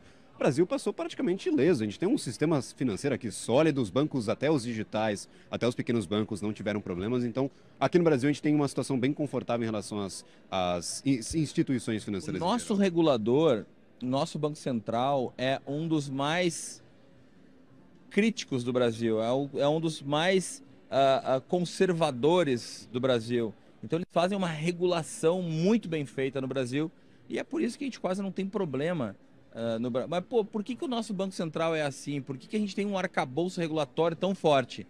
Porque a gente já foi muito ruim nisso nos finais dos anos 80, início dos 90, ninguém mais confiava em deixar dinheiro em banco, então hoje foi criado toda uma normatização muito pesada, que ao mesmo tempo gera barreira de entrada, que dificulta quem está querendo entrar nesse mercado, mas traz uma grande segurança para o investidor. Então a gente mesmo passou por esse crivo, quase 3 anos de crivo, para conseguir 2 anos e tanto de crivo, mas agora que a gente conseguiu a liberação, a gente sabe também que a gente tem um regulador que é muito coerente e está ali olhando com muito cuidado, não só de nós, mas também de todos os outros. E é por isso que nosso mercado financeiro só cresce, só se fortalece. Maravilha, e com a presença de muitos e muitos investidores, tanto aqueles novatos, mas também os experientes são extremamente bem-vindos nessa discussão e no evento, nessa Money Week, que é uma das maiores, pelo menos das que eu acompanhei essa edição aqui, a primeira em Balneário Camboriú. E a gente vai continuar acompanhando, trazendo todos os detalhes para você, investidor. Lembrando, se perdeu aqui o evento presencial, nós teremos aí, ainda no mês de agosto, a transmissão online de todos os painéis, os palestrantes que aqui trouxeram esse conhecimento. Então, aqui estou com o Juliano Custódio, meus parabéns, já lhe apertar a mão. Muito obrigado. E, claro, a BMC News continua acompanhando essa Money Week, que é, claro, um grande evento aqui voltado a investidores. Tá certo. E para se inscrever na Money Week, basta acessar o QR Code que está na sua tela.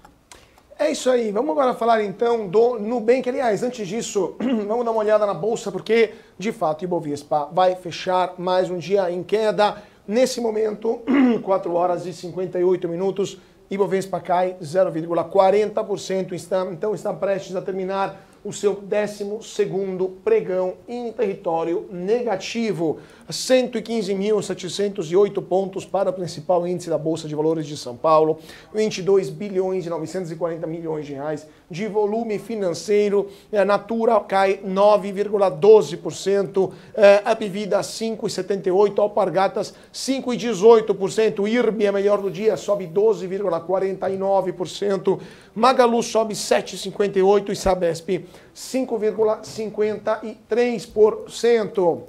Então temos uma sequência de queda muito provavelmente inédita nos últimos 50 anos para o Ibovespa. Vamos dar uma olhada agora na série histórica, se houve 12 dias consecutivos de queda desde a criação do Ibovespa em 1964. Vamos dar uma olhada no que vai acontecer e, enquanto isso, vamos falar rapidamente do Nubank. Resultado do Nubank, lucro líquido de 224,9 milhões de dólares no segundo trimestre de 2023, revertendo o prejuízo de 29,9 milhões de dólares no mesmo período do ano passado. O crescimento de clientes e a maior monetização no Brasil impulsionaram esse resultado. A receita líquida totalizou 1,8 bilhão de dólares, aumentando 61,4% em relação ao ano passado. A receita média mensal por cliente ativo foi de 9,30 dólares, representando um aumento de 18%. Agora a gente fala do caso Americanas, porque a Justiça Federal do Rio homologou a delação dos ex-diretores da Americanas que eram ligados à B2W. Embora o conteúdo seja sigiloso, a delação tem como alvo principal o ex-CEO da empresa, Miguel Gutierrez. Os depoimentos foram prestados ao Ministério Público com a presença da Polícia Federal e sob o acompanhamento da CVM. É isso aí, Isa. Vamos então para um rápido intervalo, mas antes disso, aproveito para te perguntar como estão as bolsas lá fora, porque sim, aqui o Ibovespa fechou em queda, como fechou o Wall Street e como está o petróleo nesse momento. Bom, lá em Wall Street, fechou em queda ali, aumentaram as perdas, inclusive Dow Jones 0,50% de queda, S&P 500 0,74% de queda e Nasdaq com 1,15% de queda nesta quarta-feira. Temos também o fechamento do petróleo, aí os preços internacionais de petróleo também fecharam em queda nesta quarta-feira, em dia de cautela global aí com a China, a ata do Fed, os investidores cautelosos com as más notícias vindas aí da China, com a mensagem que viria também da ata do Fed. Os preços já estavam em baixa antes da divulgação da ata e acabaram piorando aí não só as bolsas lá em Nova York, mas também o petróleo. Os membros do Fed, relembrando, eles veem o risco aí de alta para a inflação e não descartam mais aperto nos juros. Então, o petróleo Brent, que é a referência para Petrobras, caiu 1,69%, fechando aos 83 dólares e 45 centavos o barril. É isso aí. Vamos dar uma olhada então como está também aqui no nosso profit da Nelogica, o andamento da Petrobras e da Vale. A Vale de fato fechou o dia em queda 0,07%, a Petrobras subiu 2,17%, não foi suficiente para puxar para cima o índice Ibovespa. Dólar em queda 0,06%, R$ 4,98. Gente, vamos para um rápido intervalo e já voltamos 2 minutinhos. Não saia daí porque temos mais convidados e mais notícias para comentar com vocês. Voltamos já já.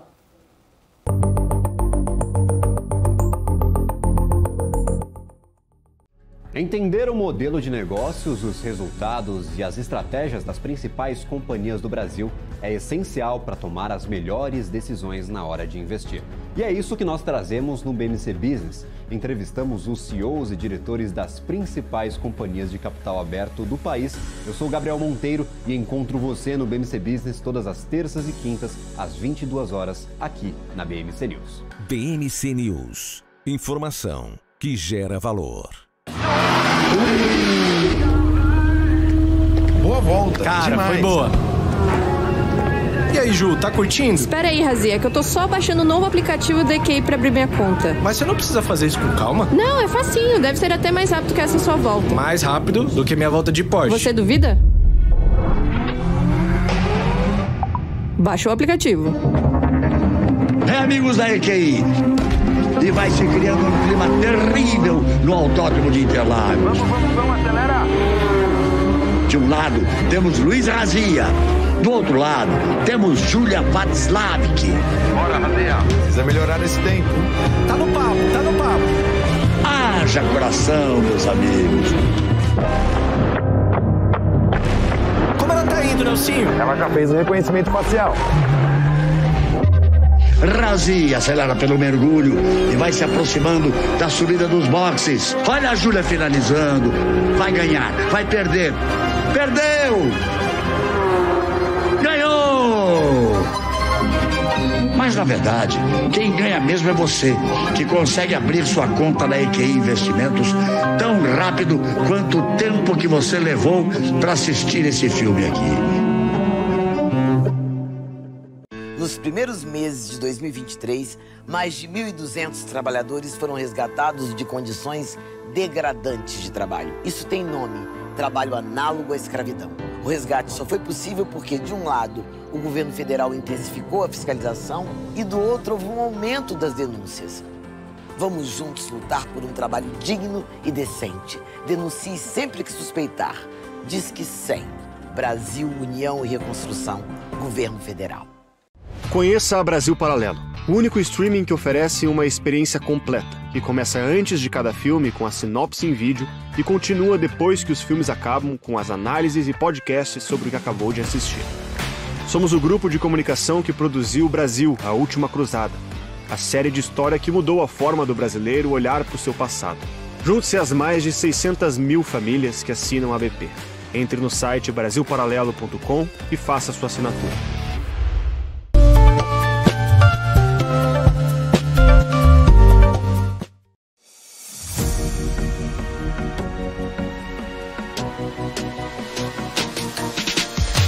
BMC News, informação que gera valor. E de volta para o nosso closing aqui na BMC. Muito boa tarde para você que está se sintonizando agora nesta quarta-feira, dia 16 de agosto, 5 horas e 5 minutos nesse momento. Bolsa de Valores de São Paulo fecha o seu 12º pregão consecutivo em queda. Não acontecia há 53 anos. Esta queda consecutiva, 12 vezes, 12 quedas consecutivas. O Expo terminou o dia com uma baixa de 0,40%, 115.708 pontos. Situação muito complicada para o Ibovespa, perdeu todos os patamares dos 122 mil até os 116 nesta quarta-feira. E para entender um pouco o que está acontecendo com o mercado, eu chamo o nosso segundo convidado de hoje, o Acínio Marinello, coordenador do MBA em Digital Finance da Trevisan Escola de Negócios. Muito boa tarde, Acínio, é um prazer tê-lo conosco. Boa tarde, Carlos, boa tarde, Isabela e todos que nos acompanham. Acínio, a pergunta que todo mundo se faz do mercado é por que temos esta série aparentemente infinita de quedas no Ibovespa e quando esta sangria vai acabar? Quando que voltaremos a ver a luz na Bolsa de Valores do Brasil?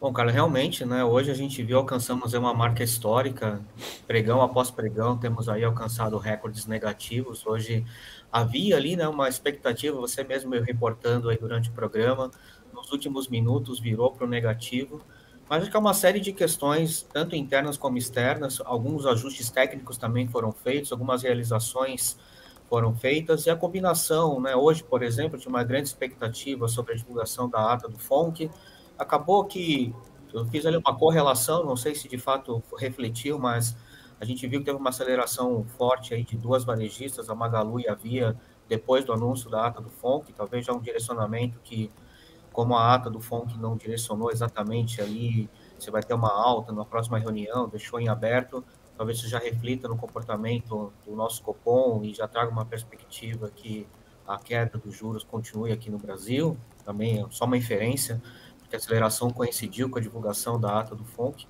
Então, tem essa questão, tem a questão política também, do trâmite das grandes reformas que estão trafegando aí nas casas, acompanhando o noticiário de hoje, uma reunião importante que ocorreria hoje para tratar aí da votação do arcabouço fiscal, acabou sendo prorrogada para a próxima semana, porque está ali uma questão dos partidos do Centrão aguardando uma definição da reforma ministerial, como vão ser a distribuição dos novos cargos dos ministérios, né, para os partidos que estão ampliando o seu apoio ao governo.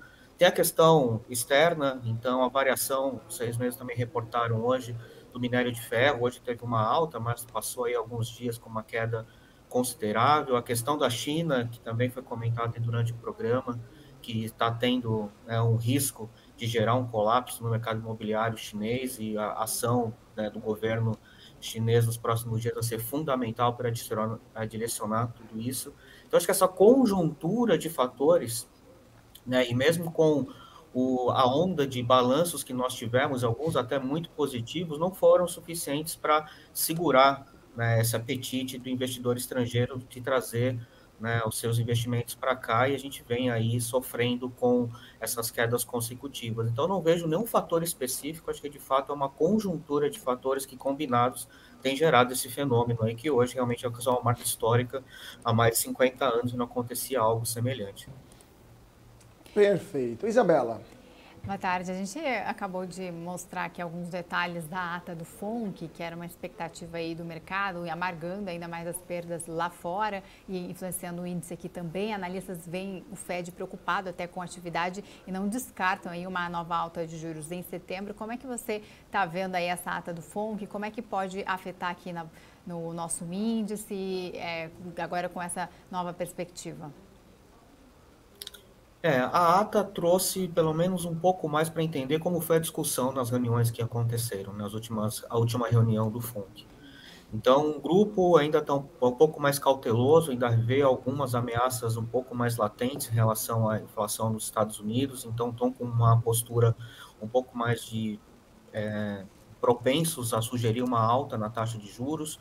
Outros já veem também que esse aperto monetário pode direcionar a economia americana para uma possível recessão, apesar que na ata eles reforçaram que, pelo menos no curto prazo, até o final do ano, não há esse risco. Então, ali tem o público que tem ali voto na cadeira, apesar de eles terem votado em unanimidade, né, apesar dessas dissonâncias, foram unânimes na decisão em aumentar em 0,25 na última reunião, ainda há ali uma certa dissonância nesse grupo. O que vai acontecer para a próxima reunião? A gente tem dois indicadores muito importantes que com certeza vão direcionar a próxima decisão do FONC, que é o próximo índice de inflação dos Estados Unidos, o CPI, a inflação de agosto, e também o payroll, que é o número de ocupações, de novos postos de trabalho, que também é um fator que vem sendo acompanhado com bastante atenção pelo comitê, porque é o que gera uma pressão inflacionária interessante. Se você aumenta a massa de trabalho, aumenta a massa salarial, você estimula o consumo, consequentemente é ali uma alavanca para pressionar a inflação. Então, acho que esses dois indicadores é muito importante que a gente acompanhe, e certamente eles vão influenciar nessa decisão da próxima reunião do FONC. Acho que até por isso eles deixaram esse caminho de cautela, de não se comprometer, e deixou até um pouco até mais claro realmente que não há um direcionamento hoje, e que as próximas decisões vão ser muito embasadas com os dados, né, macroeconômicos que vão ser gerados aí nas próximas semanas. Qual que é o desdobramento que pode trazer para o Brasil? Né? Claro que hoje a gente teve a notícia aí do aumento dos combustíveis pela Petrobras, apesar da fala do Campos Neto de apoiar a decisão, é claro que vai gerar uma pressão inflacionária, né? Isso vai refletir nos próximos números do IPCA aqui no Brasil. E combinando esse fator, né, do aumento da inflação aqui, e talvez um aumento da taxa de juros do mercado americano, caso ocorra em setembro, fora das expectativas do mercado, isso pode sim inferir, né, na próxima reunião do Copom, apesar que houve ali já um compromisso de manter essa tendência de queda, né, nas próximas duas reuniões, mas são fatores que, combinados, podem influenciar nessa decisão. E aí, influenciando a decisão do Copom, acaba refletindo para todo o mercado. Então, acho que, a princípio, fazendo uma leitura com o que a gente tem hoje na mão, talvez esses sejam desdobramentos, né, do comportamento do FONC, ligando aqui com o nosso Banco Central, e a partir da decisão do Banco Central, o que pode influenciar aqui no nosso mercado. Agora, eu queria te perguntar também sobre essa questão da Petrobras, né, justamente falando sobre a política de preços, o impacto, e também quanto isso pode impactar não só na empresa, mas no mercado como um todo, principalmente nas refinarias privadas, nas distribuidoras, todas as empresas também, distribuidoras listadas em bolsa também, né? Mas também no mercado de produção de álcool, né, que também seria impactado. Como você vê a atuação da Petrobras? Você acha que estamos tendo um revival, né? Uma volta das políticas que a gente já viu serem aplicadas durante os governos petistas no passado, né? Especialmente durante os governos Dilma? Ou a gestão atual da Petrobras é um pouco mais racional, um pouco mais ligada ao mercado, um pouco mais competente até, e vai evitar o desastre que já vimos acontecer nos anos passados? Cara, excelente ponto que você trouxe. Eu acho que a mensagem de hoje desse movimento da Petrobras não foi um aumento qualquer, foi um aumento expressivo, na casa dos 2 dígitos, os 2 combustíveis que mais impactam, né, os núcleos da inflação, que são o diesel, que impactam toda a cadeia produtiva, distribuição, de logística, né, e a gasolina, que é consumido pelos consumidores comuns, né, foi um aumento expressivo. Eu acho que isso mostra um posicionamento diferente, né? Mostra que a Petrobras está seguindo, né, uma política de preços diferente do que vinha sido praticado no governo anterior, mas coerente com as tendências do mercado. Havia uma defasagem do preço do combustível no Brasil frente, né, ao comparativo com o valor internacional, então essa defasagem foi corrigida não na completude, ainda teria mais espaço para ter um aumento ainda maior, mas ainda assim foi um aumento considerável. Então acho que isso traz um pouco uma mensagem que, apesar de ser uma gestão nova, uma gestão que foi situada, né, foi posicionada pelo governo atual, os principais cargos, a presidência, algumas diretorias foram nomeados, indicados pelo governo atual, a Petrobras tem mantido essa independência, está mais atrelada realmente à dinâmica do mercado do que à questão política interna. Eu acho que foi uma mensagem importante desse aumento, talvez até a própria palavra do Campos Neto possa ter ali uma influência nesse sentido, porque mostra que a empresa está seguindo o seu propósito. E para o mercado, isso é muito importante também, que traz uma confiança, principalmente para o investidor estrangeiro, que a empresa está atuando de forma coerente com a dinâmica do seu mercado e não seguindo algum viés político direcionado aí pelo principal acionista, que é o governo. Então, acho que é uma mensagem importante esse aumento. E tomarem que continue praticando dessa forma, principalmente para evitar que ocorra aí os fatos do passado que você bem destacou. E agora eu queria falar um pouco de Petrobras, como é que você está enxergando o papel aí, que voltou para casa dos 30, temos aí aumento do preço dos combustíveis, Petrobras fazendo um acordo, né, pode fazer um acordo aí para pagar pelo menos 30 bilhões para encerrar litígios com a Receita, né, o acionista aí está dormindo, não está dormindo tranquilo aí com o Petrobras, como é que você está enxergando o papel? Realmente, cada dia é uma novidade, né? É uma empresa bem sensível pelo peso também que tem no nosso índice, pela relevância que tem no nosso mercado, pela própria empresa em si. Mas você mesmo citou também, né, Isa? Há poucos minutos atrás você reportou o valor do petróleo Brent, está caindo mais de 1% e não afetou o desempenho na bolsa da Petrobras hoje, justamente porque teve esse aumento considerável, que é um reflexo de aumentar as receitas da empresa. Então, acho que a médio e longo prazo, né, a Petrobras precisa tratar de fato esses passivos, resolver essas questões, e acho que dentro até que ficou muito ofuscado, né, o anúncio do PAC na sexta-feira passada, por questões de outras notícias que tiveram mais repercussão aí na mídia, mas é muito importante também que a Petrobras, além de manter uma distribuição de dividendos que seja atrativo para convidar o investidor a investir nos seus papéis, mas que ela também volte a ter investimentos robustos em médio e longo prazo, para que ela se torne cada vez mais sustentável. Não adianta a gente conseguir aumentar a exploração do petróleo no pré-sal se a gente não tem capacidade de refinar esse petróleo localmente e ter um produto de mais valor agregado. Você exportar o petróleo bruto tem um valor, você produzir combustível e derivados, você tem um valor agregado muito maior nesses produtos, o que aumenta a rentabilidade da empresa, aumenta, né, a sua competitividade, tanto local como no mercado internacional, e isso deixa a empresa mais sustentável e longeva ao longo do tempo. Então, acho que esse olhar para o futuro também, ter um plano de investimento robusto, que o PAC 3 ali meio que se aproveitou, né, desse plano de investimento que a Petrobras faria de qualquer forma, mas colocou ali para chegar lá no 1 trilhão e pouco do investimento, que de fato aconteça, que de fato se concretize. Agora, falando um pouco do cenário internacional, como ele impacta também o Brasil. Falamos da China, falamos dos Estados Unidos. Na Europa, temos uma situação muito complicada. A Europa não para de subir juros. temos uma recessão em andamento por lá também. Como isso poderia afetar o Brasil? E também o Brasil, diferente da Europa, está começando um ciclo de corte das taxas básicas de juros. Isso, na sua opinião, terá um impacto também no valor do real, por exemplo, no câmbio, ou nossa balança comercial é tão poderosa que vai segurar um eventual defluxo de recursos para os Estados Unidos de um lado e a Europa do outro? Outra pergunta super relevante que você trouxe. A gente tem cada vez menos dependência, digamos, do mercado europeu para a nossa balança comercial.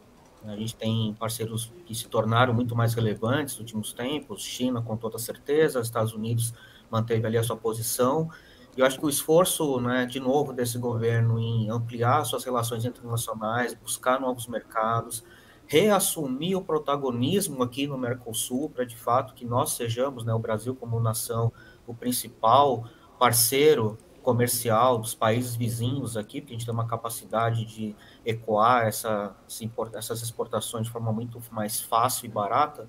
Acho que isso dá mais resiliência, né, para o nosso mercado em relação a tudo que está acontecendo na Europa. De fato, o processo de recuperação da Europa está sendo muito mais moroso, né? O Banco Central Europeu continua apertando também a questão monetária, levando juros, o conflito entre Rússia e Ucrânia continua também ali morno, né? Em alguns dias existem ali alguns embates mais fervorosos, então a Europa ainda depende muito da malha energética desses dois países, ainda não está totalmente blindada desse conflito que está lá.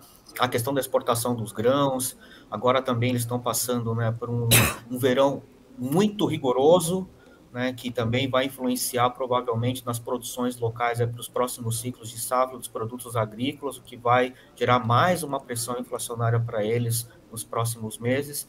Mas acho que o impacto direto para o Brasil tem um pouco mais resiliência justamente por ter esse mix de parceiros comerciais um pouco mais heterogêneo hoje em dia. O que pode acontecer aí, dentro da questão do câmbio, é uma vez que o ciclo de aperto monetário na Europa continue acontecendo, né, que o Banco Central Europeu continue levando juros e o euro venha a se desvalorizar, e aí a moeda fortalecendo o dólar, né, em paralelo, isso pode trazer uma pressão para o nosso câmbio aqui no Brasil e uma desvalorização do real, talvez um efeito secundário. Primeiro na Europa, refletindo no dólar, no mercado internacional, que acaba refletindo na desvalorização do real aqui para nós. Perfeito. Isabela. Bom, eu queria que a gente viu o início do ano um cenário totalmente diferente que se vê, né? Inclusive na ata saiu em relação à recessão, havia uma expectativa aí de recessão na economia dos Estados Unidos, uma expectativa muito diferente do que se viu no início do ano, e agora a gente caminha aí para o segundo semestre. Como é que você enxerga, o que você espera aí para esse segundo semestre, né? Como que o investidor deve se comportar, ficar atento aí para que não tome escolhas precipitadas? A gente teve uma aula aqui, um convidado anterior, né, sobre os fundos de investimento imobiliário, então até fazendo ali uma ponte, eu acho que o investidor, ele tem, primeiro, sempre a atenção, ele não pode estar muito vinculado a um tipo de ativo, ele precisa estar muito atento ao que acontece. Então, o que a gente discute aqui de cenário macroeconômico, político, geopolítica, isso influencia. Então, se o Brasil vem nessa tendência de redução de juros, né, produtos pré-fixados tendem a ficar menos, produtos de renda fixa tendem a ficar, digamos assim, menos atrativos, que os juros estão reduzindo. Se você olhar todas essas questões que estão acontecendo na questão geopolítica, que pode influenciar no câmbio, a gente pode gerar pressões aqui para fundos com fundos de investimento que são compostos com produtos de câmbio, por exemplo. Então, acho que o investidor, primeiro, a recomendação que eu sempre dou, respeite o seu perfil de investidor. Se você é mais conservador, siga essa linha. Se você já tem um perfil mais arrojado, dali talvez tenha oportunidades com alto risco, como sempre, mas a palavra, para mim, ainda é cautela. Tem muita coisa acontecendo no mundo ao mesmo tempo, tem muita coisa acontecendo aqui no nosso país, né? A reforma tributária, o arcabouço fiscal, há, né, uma boa expectativa que, de fato, as votações ocorram ainda esse ano. Foi apresentado ontem na CCJ um plano para votação da reforma tributária, e com uma visão de, no dia 4 de outubro, ser votado dentro da comissão, e aí já vai para as casas com uma boa chance de ser votado ainda esse ano. Lembrando que esse ano ainda não é um ano eleitoral, o ano que vem temos eleições municipais, que já é outro fator que vai trazer aí uma variável a mais de complicação para nós, porque as pautas, né, das federais, a pauta federal acaba gerando ali uma certa distração pelas eleições municipais, pela composição das forças, já pensando nas eleições presidenciais em 26. Então é um ano importante para a política local, é um ano importante para acontecer essa tendência do mercado americano, nós falamos aqui, das ações emergenciais que precisam ser tomadas na China para preservar toda a economia que gira em torno da questão imobiliária por lá. Então tem muita coisa acontecendo. É importante que o investidor se mantenha atualizado, se mantenha informado e considere, né, dentro do seu perfil de risco, da sua composição da sua carteira, do que ele já tem de ativos hoje contratados, o que é o mix desses movimentos pode influenciar na rentabilidade, mas cautela e se mantenha informado, se mantenha atento aqui na BMC para estar sempre bem informado. Deixa eu te fazer uma ultimíssima pergunta, Cílio. Telegráfico, estamos no fechamento aqui. Das maiores crises, das maiores tendências, maiores desafios que você está vendo para o Brasil e para o mundo hoje, pesa mais, na sua opinião, tem mais risco de ter consequências negativas para a economia mundial? Uma crise imobiliária na China, um hard landing nos Estados Unidos, uma crise imobiliária nos Estados Unidos ou eventualmente crise bancária, uma crise na Europa ou eventualmente no Reino Unido, com uma bolha que aparentemente está estourando hoje, ou por último, consequências nefastas da guerra da Ucrânia? Qual que é o cenário, o pior cenário e o mais provável também, né, que você acha que o investidor deve estar atento? Olha, eu acho que o pior para mim seria realmente uma crise imobiliária na China. Como você bem destacou também na sua fala na abertura do programa, os desdobramentos são imprevisíveis, né? Pode gerar um efeito, apesar da China ser, né, um país com muitas riquezas, que é a maior reserva internacional das nações, mas pode gerar um efeito em cadeia que não só vai desestabilizar o mercado chinês, a economia chinesa, como vai gerar desdobramentos para todo mundo, porque hoje praticamente tudo que a gente faz, tudo que a gente consome, passou pela China em algum momento, algum componente tem, né, para o mundo é muito dependente hoje da economia chinesa. Então, posso gerar uma série de desdobramentos e colapsar até outras nações que já estão com dificuldades. Eu acho que esse é o maior risco. Talvez o mais provável é uma questão ali na Europa, porque eles realmente estão tendo muita dificuldade de reverter esse processo inflacionário, esse processo de recessão. Então, acho que o mais provável é que a Europa ainda tenha mais dificuldades para sair dessa situação. Mas o mais impactante, na minha visão, é realmente um colapso na economia chinesa.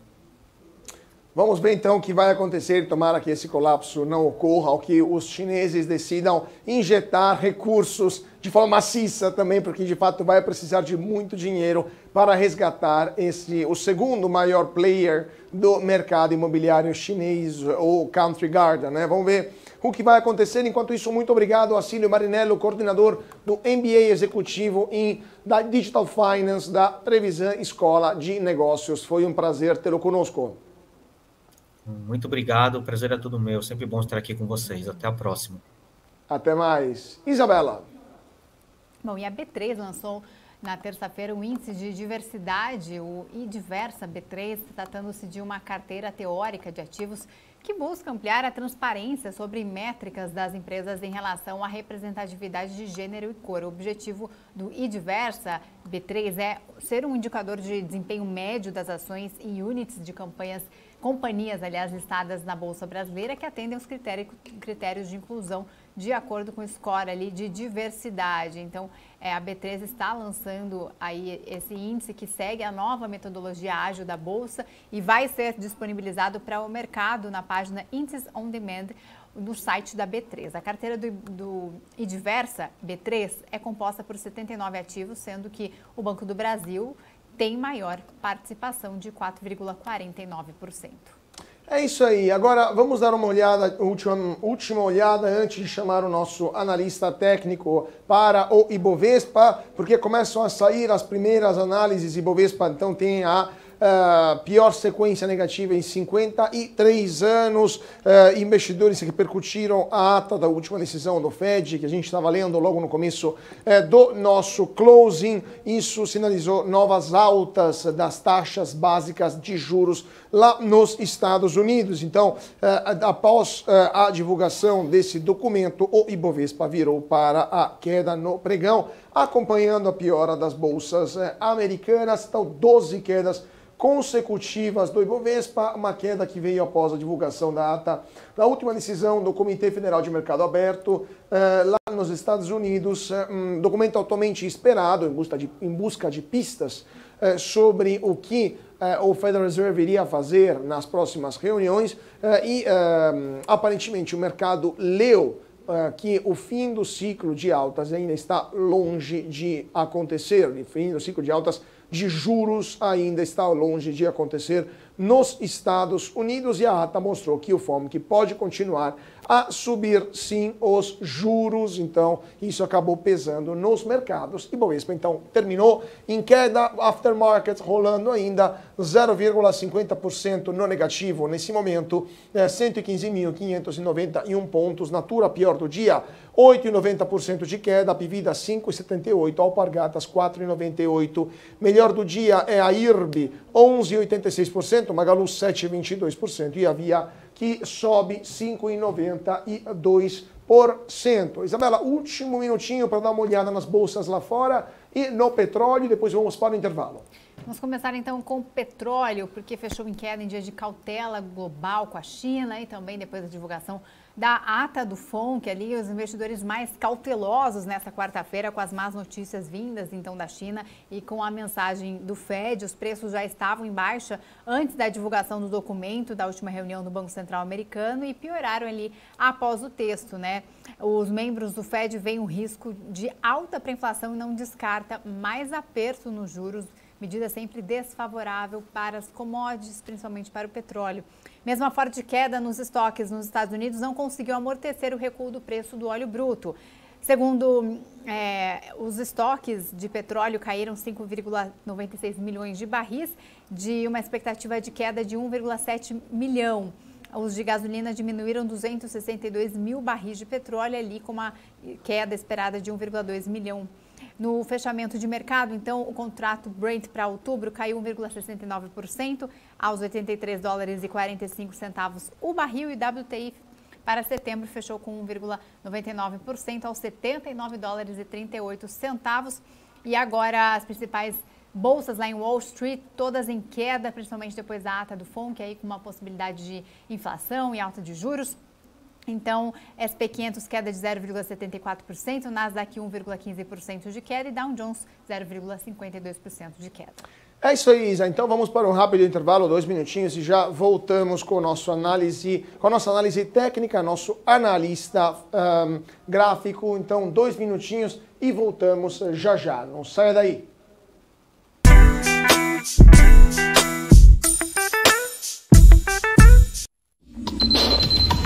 O que acontece no mercado financeiro no Brasil e no mundo está na BMC News. São 24 horas de programação para ajudar o investidor na melhor tomada de decisão. Independência e jornalismo sério. Não estamos plugados em nenhuma instituição financeira. Isso nos dá liberdade de levar a informação sem nenhum viés, sem conflitos de interesse. Ser a ponte entre as notícias, empresas, especialistas e os investidores. Tudo de uma forma dinâmica e com uma pitada de bom humor. Informação que gera valor, você sempre vai encontrar na BMC News. Já pensou se não existisse essa pergunta? Teríamos cavalos mais rápidos? Mais telefones? A Vortex pensou e criou a primeira plataforma digital para o back-office do mercado de capitais. Tecnologia para o que sempre foi analógico. Hoje, temos mais de $500 bilhão em ativos em 3 frentes integradas. Ir além é descomplicar o mercado de capitais todos os dias. Vortex. Beyond. COI. Você sabe o que eles são? Esse é o tema do BMC Explica de hoje.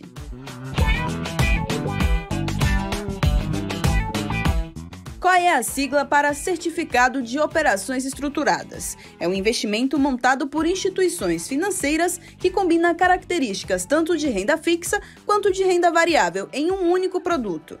Na prática, o COI pode ser aplicado em diferentes ativos, como ações, moedas, commodities, entre outros. A rentabilidade do COI pode ser atrelada a diferentes indicadores, como a inflação, a taxa de juros ou o desempenho de determinado ativo financeiro. Além disso, o COI pode ter diferentes estruturas de remuneração, que podem incluir uma taxa pré-fixada ou pós-fixada. O investidor deve escolher o COI de acordo com seu perfil de investimentos.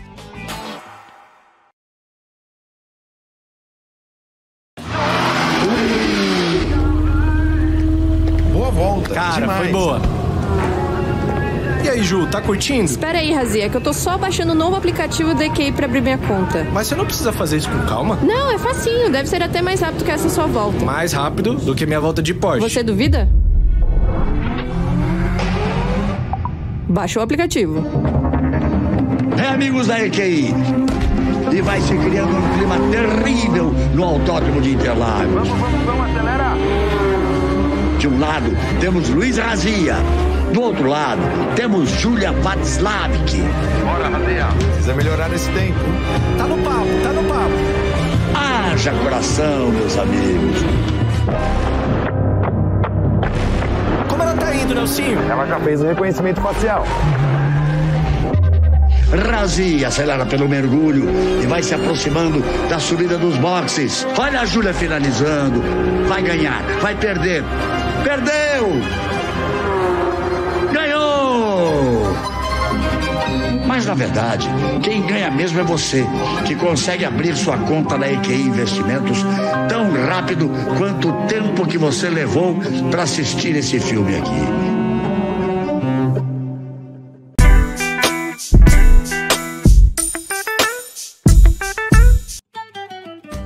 Ei, você! Você que não votou nem justificou a ausência nas eleições? Sabia que dá para regularizar a sua situação eleitoral pela internet? É só acessar o site do TSE, clicar em autoatendimento do eleitor e resolver sua pendência. Regularizou? Resolveu! Justiça Eleitoral. A justiça da democracia.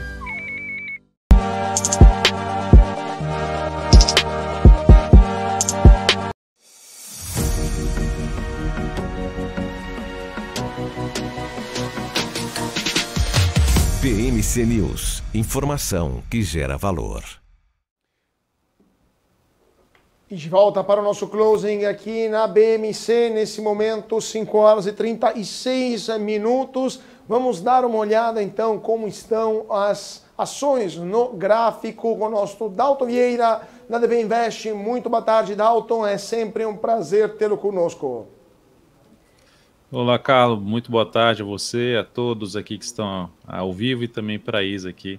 Uma boa tarde. Estou aqui à disposição para a gente avaliar esse 12º pregão consecutivo de queda do Ibovespa.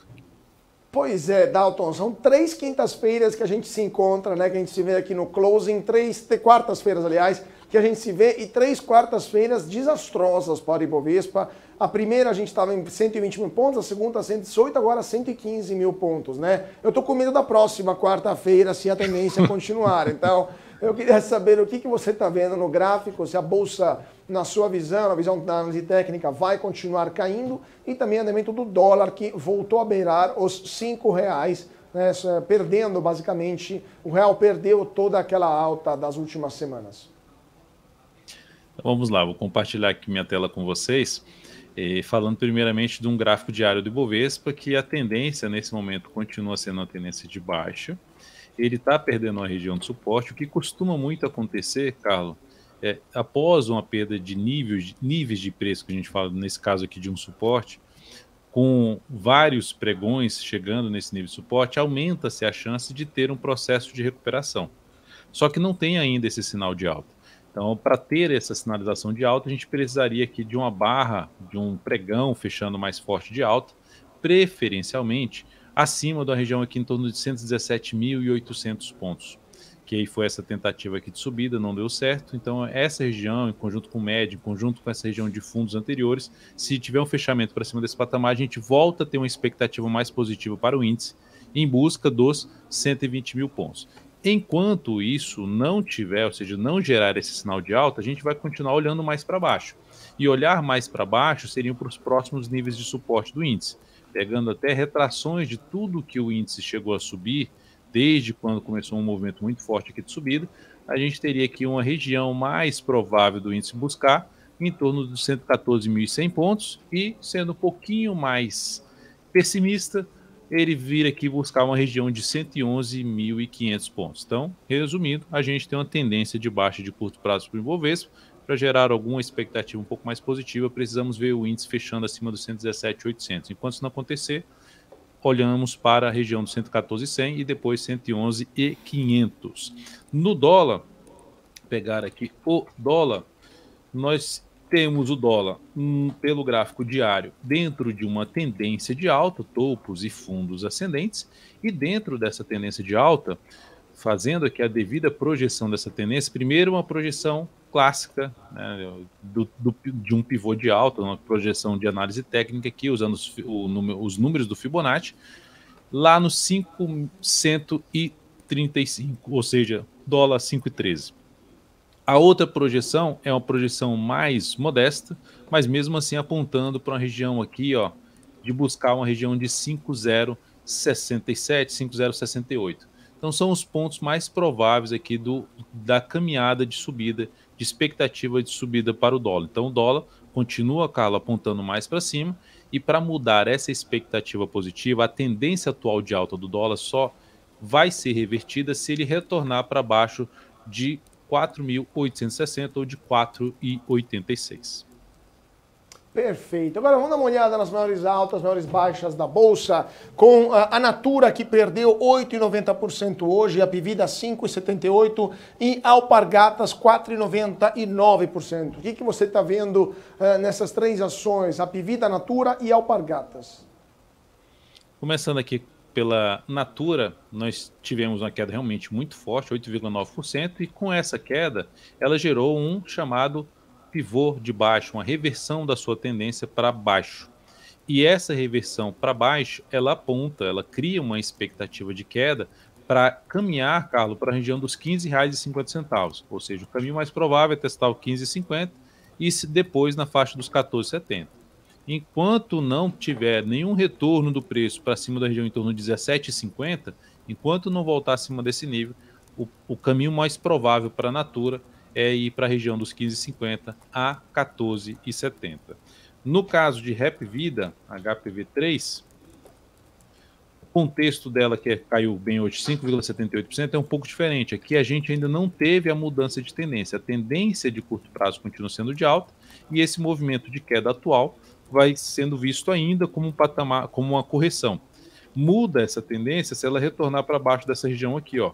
Era uma região aqui de indefinição, isso aqui, ó, que ela veio para cima desse patamar, gerou aqui um sinal de alta. Se ela retorna para baixo dessa região, que região é essa, né? A região em torno, faixa de preço em torno ali dos R$ 4,55, R$ 4,50. Retornou para baixo dessa região, já era tendência de alta, já fica com a tendência mais indefinida, mas apresentando um viés de baixa. Então seria importante para esse ativo, na expectativa de se ter algo realmente, a manutenção da tendência de alta, pensando no curto a médio prazo, dela se manter acima dos 4,45. Vindo para baixo dessa região, quebra essa expectativa, por enquanto, ainda apontando um pouquinho mais para baixo, apontando para poder testar justamente essa região de 4,55 a 4,45. Não tem nenhum sinal de alta na ação.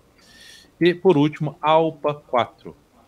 E gerou um grande candle de baixa, voltando, fazendo o que eu acabei de comentar ali na Hapvida, que ela voltou para baixo de um patamar que seria legal que ela permanecesse acima, para não dar indício de fraqueza da tendência. Então ela reverteu a tendência quando ela voltou aqui para cima, mas essa queda forte para baixo do topo anterior começa a dar um sinal, acender uma luz amarela, um alerta em cima dessa ação.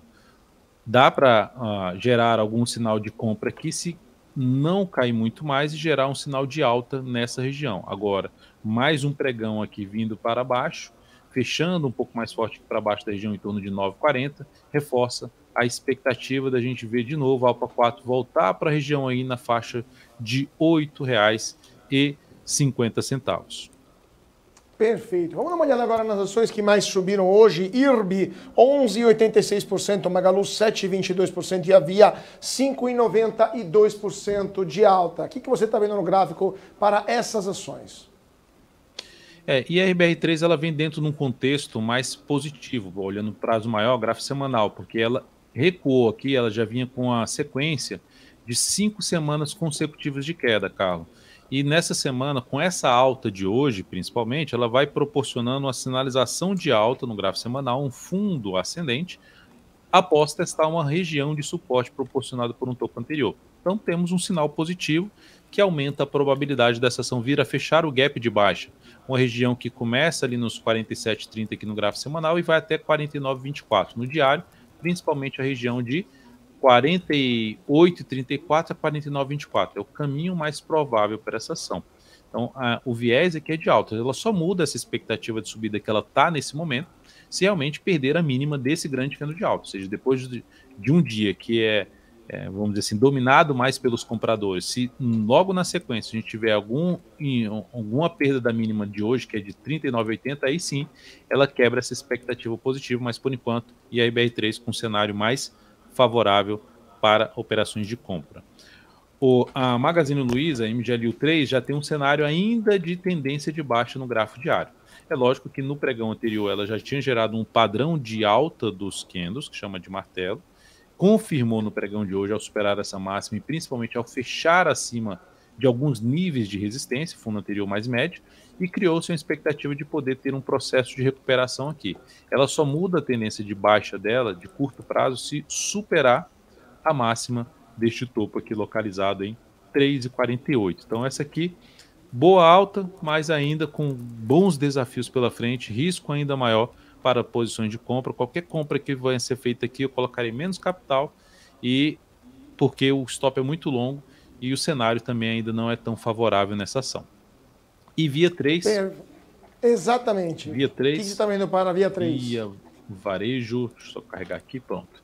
Via 3 está com o cenário até pior do que da Vale 3. A tendência continua sendo de baixa, mas o pregão de hoje, apesar da boa alta, de 5,92%, não conseguiu voltar para cima de níveis de resistência. Magazine Luiza, se eu tivesse que decidir, eu vou comprar um desses dois ativos, com a alta de hoje, eu optaria por compra de MGLU3. Tá? Então seria o ativo que eu ficaria atento para compra, se conseguir, para compra eu optaria por MGLU3. Essa aqui, esse fechamento, por mais que tenha sido em alta, não seria um indício para eu abrir compra nessa ação, risco ainda muito alto na minha opinião. Essa ação precisa retornar para cima primeiramente de 1,90 para aumentar a chance de subida, e para mudar a tendência dela de baixa, ela teria que retornar para cima de 2,19. Perfeito. Isabela, sua pergunta. Queria que você desse uma olhada em Sabesp, por favor, né? A gente falou mais cedo sobre a questão da privatização, reunião que está tendo nessa tarde aí sobre a privatização, então queria análise de Sabesp. Eu gosto muito desse ativo, Luísa. Principalmente falando na parte gráfica, né, eu gosto muito desse papel. A gente tem esse papel até nas nossas carteiras aqui, recomendadas. É um ativo que eu gosto bastante. Tem um cenário positivo no gráfico mensal, uma tendência de alta no gráfico mensal. O gráfico semanal dele também é bem interessante, que está fazendo aqui, ou seja, uma tendência, confirmando a sua tendência de alta. No diário também retomou a sua tendência de alta, que tinha anulado a tendência de alta, mas retomou com essa forte barra de hoje. Então é um ativo que eu gosto muito. Do cenário gráfico, já gostava desse ativo, a gente já tem esse ativo na carteira, então continua ainda mais favorável para buscar operações de compra, ou para quem está comprado, já estabeleceu uma chance boa de colocar um stop mais curto aqui, abaixo da mínima do pregão passado, que foi de queda de 2,49%, deixar o stop ali nos 59,75 já estaria de bom tamanho. Quem está querendo abrir compra também, esse aqui seria um ponto de stop para uma compra, pensando ali no curto a médio prazo em Sabesp, que eu vejo com bons olhos tecnicamente falando. Perfeito. E vamos dar uma olhada também, obviamente, nas gigantes da B3, ou seja, do Ibovespa, ou seja, Vale e Petrobras. O que você está achando nas duas? Como está o andamento? A Vale e a Petrobras que está segurando a crise lá na China, a Petrobras que está segurando a crise aqui no Brasil com o governo. Qual a sua visão no gráfico para Vale e Petrobras? Tá, começando, Carlos, pela Petrobras, a tendência dela foi retomada aqui, uma tendência de alta. Rompeu aqui uma lateralização que ela tinha. A expectativa desse rompimento, dessa lateralização, é que ela dê continuidade à subida dela e a projeção de alta está em 33,24. O que aumenta a probabilidade dela caminhar para essa região, ou seja, buscar aí a projeção de alta dessa lateralização? Superação da máxima de hoje, porque ontem ela até abriu bem, fechou em alta, mas com candle ruim. Hoje ela conseguiu fechar acima da zona de resistência dos 31,22. Se ela superar a máxima de hoje, ela confirma essa saída da congestão e aí sim reforça a chance de buscar uma região primeiramente 33,24, sendo mais otimista, região dos 34,56. Por outro lado, por exemplo, eu estando comprado no swing trade, depois dessa barra aqui, se ela fizer o contrário, se ela voltar para baixo das mínimas anteriores de hoje, de ontem, eu encerraria essa posição comprada, que aumenta a probabilidade de ter algo para baixo em cima dessa ação. Por enquanto, então, tendência de alta de curto prazo, médio prazo e longo prazo, ou seja, diário, semanal e mensal, todos apontando para cima nessa ação sem sinal de baixo. Primeiro sinal de baixa, oscilação abaixo dos R$ 30,85. Por outro lado, uma no gráfico, Carlos, a gente está olhando para cá, ó. A outra a gente está olhando para cá, que é a Vale 3. Tá na direção totalmente oposta. Queda mais importante aqui no papel, já vem numa queda muito relevante. No pregão de hoje, mais um dia de queda, 0,39%, apesar de não ser uma quedinha pequena, mas ela vem de uma queda já relevante. Ela está dentro de uma região de suporte do gráfico mensal. E pensando naquela questão, estou pensando em longo prazo. Quais são os momentos que eu aloco, boto Vale na minha carteira de longo prazo? Aqui, nessa região de suporte, seria uma região interessante, ou seja, a região mais próxima possível ali dos R$ 59,00 até um patamar de 54, é a faixa de preço mais importante. Dalton, mas eu estou preocupado com o cenário dessa ação, eu queria pensar num prazo, em algum indício de que realmente tenha a chance maior de começar a subir. Aguardaria pelo menos num gráfico semanal algum indício de alta, alguma semana fechando forte em alta, quebrando a sequência de máximas descendentes. E aí, sendo um pouquinho mais conservador para a entrada, aguardaria algum sinal de alta nessa região de suporte no gráfico mensal, que seria o quê? Superar a máxima do mês anterior. Então são algumas opções para quem pensa no longo prazo, quer fazer um aporte sendo um pouco mais conservador, mais agressivo na região aí dos R$ 59 a R$ 54,00, que é o caminho mais provável desse ativo. Curto prazo, não pensaria em compra, a não ser só focando em venda mais, se ela subir de maneira fraca aqui para a região de 63 a 63,60, eu ficaria interessado muito mais em abrir venda nessa ação, na expectativa de tentar pegar um pedaço aí dessa tendência atual de baixa de curto prazo da Vale 3. Perfeito. Então, vamos ver o que vai acontecer com a Vale, com Petrobras e com todo o mercado. Muito obrigado, Dalton Vieira, analista técnico da DV Invest. Sempre um prazer tê-lo conosco. Espero que na próxima quarta os humores sejam diferentes ou daqui a pouco vão faltar pontos para Ibovespa cair. Muito obrigado, Dalton. Um grande prazer, Carlos, um grande prazer, Isa, um grande abraço a todos que estão aqui ao vivo também na BMC News. Até a próxima, sempre um prazer participar aqui com vocês. Até mais, muito obrigado.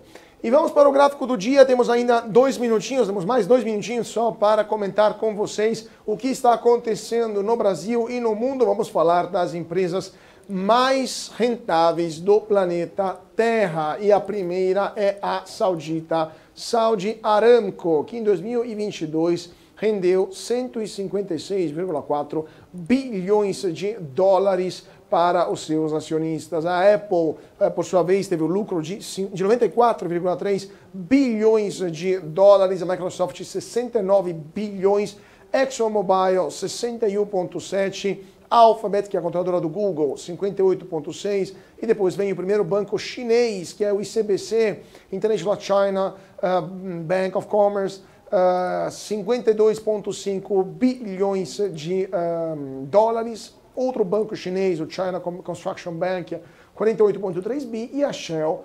43,5 bilhões de dólares. Então, temos 1, 2, 3 companhias que são entre as maiores, mais rentáveis, são companhias petrolíferas.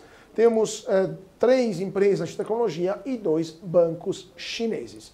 Isabela, vamos dar um último giro no mercado com o Ibovespa, que acaba de fechar em queda 0,50%, 115.591 pontos. Natura cai 8,90%, IRB sobe 11,86% e o dólar que também volta a cair, dólar que acaba fechando em queda. Deixa eu pegar aqui o dólar no nosso profit, 0,04%, R$ 4,98.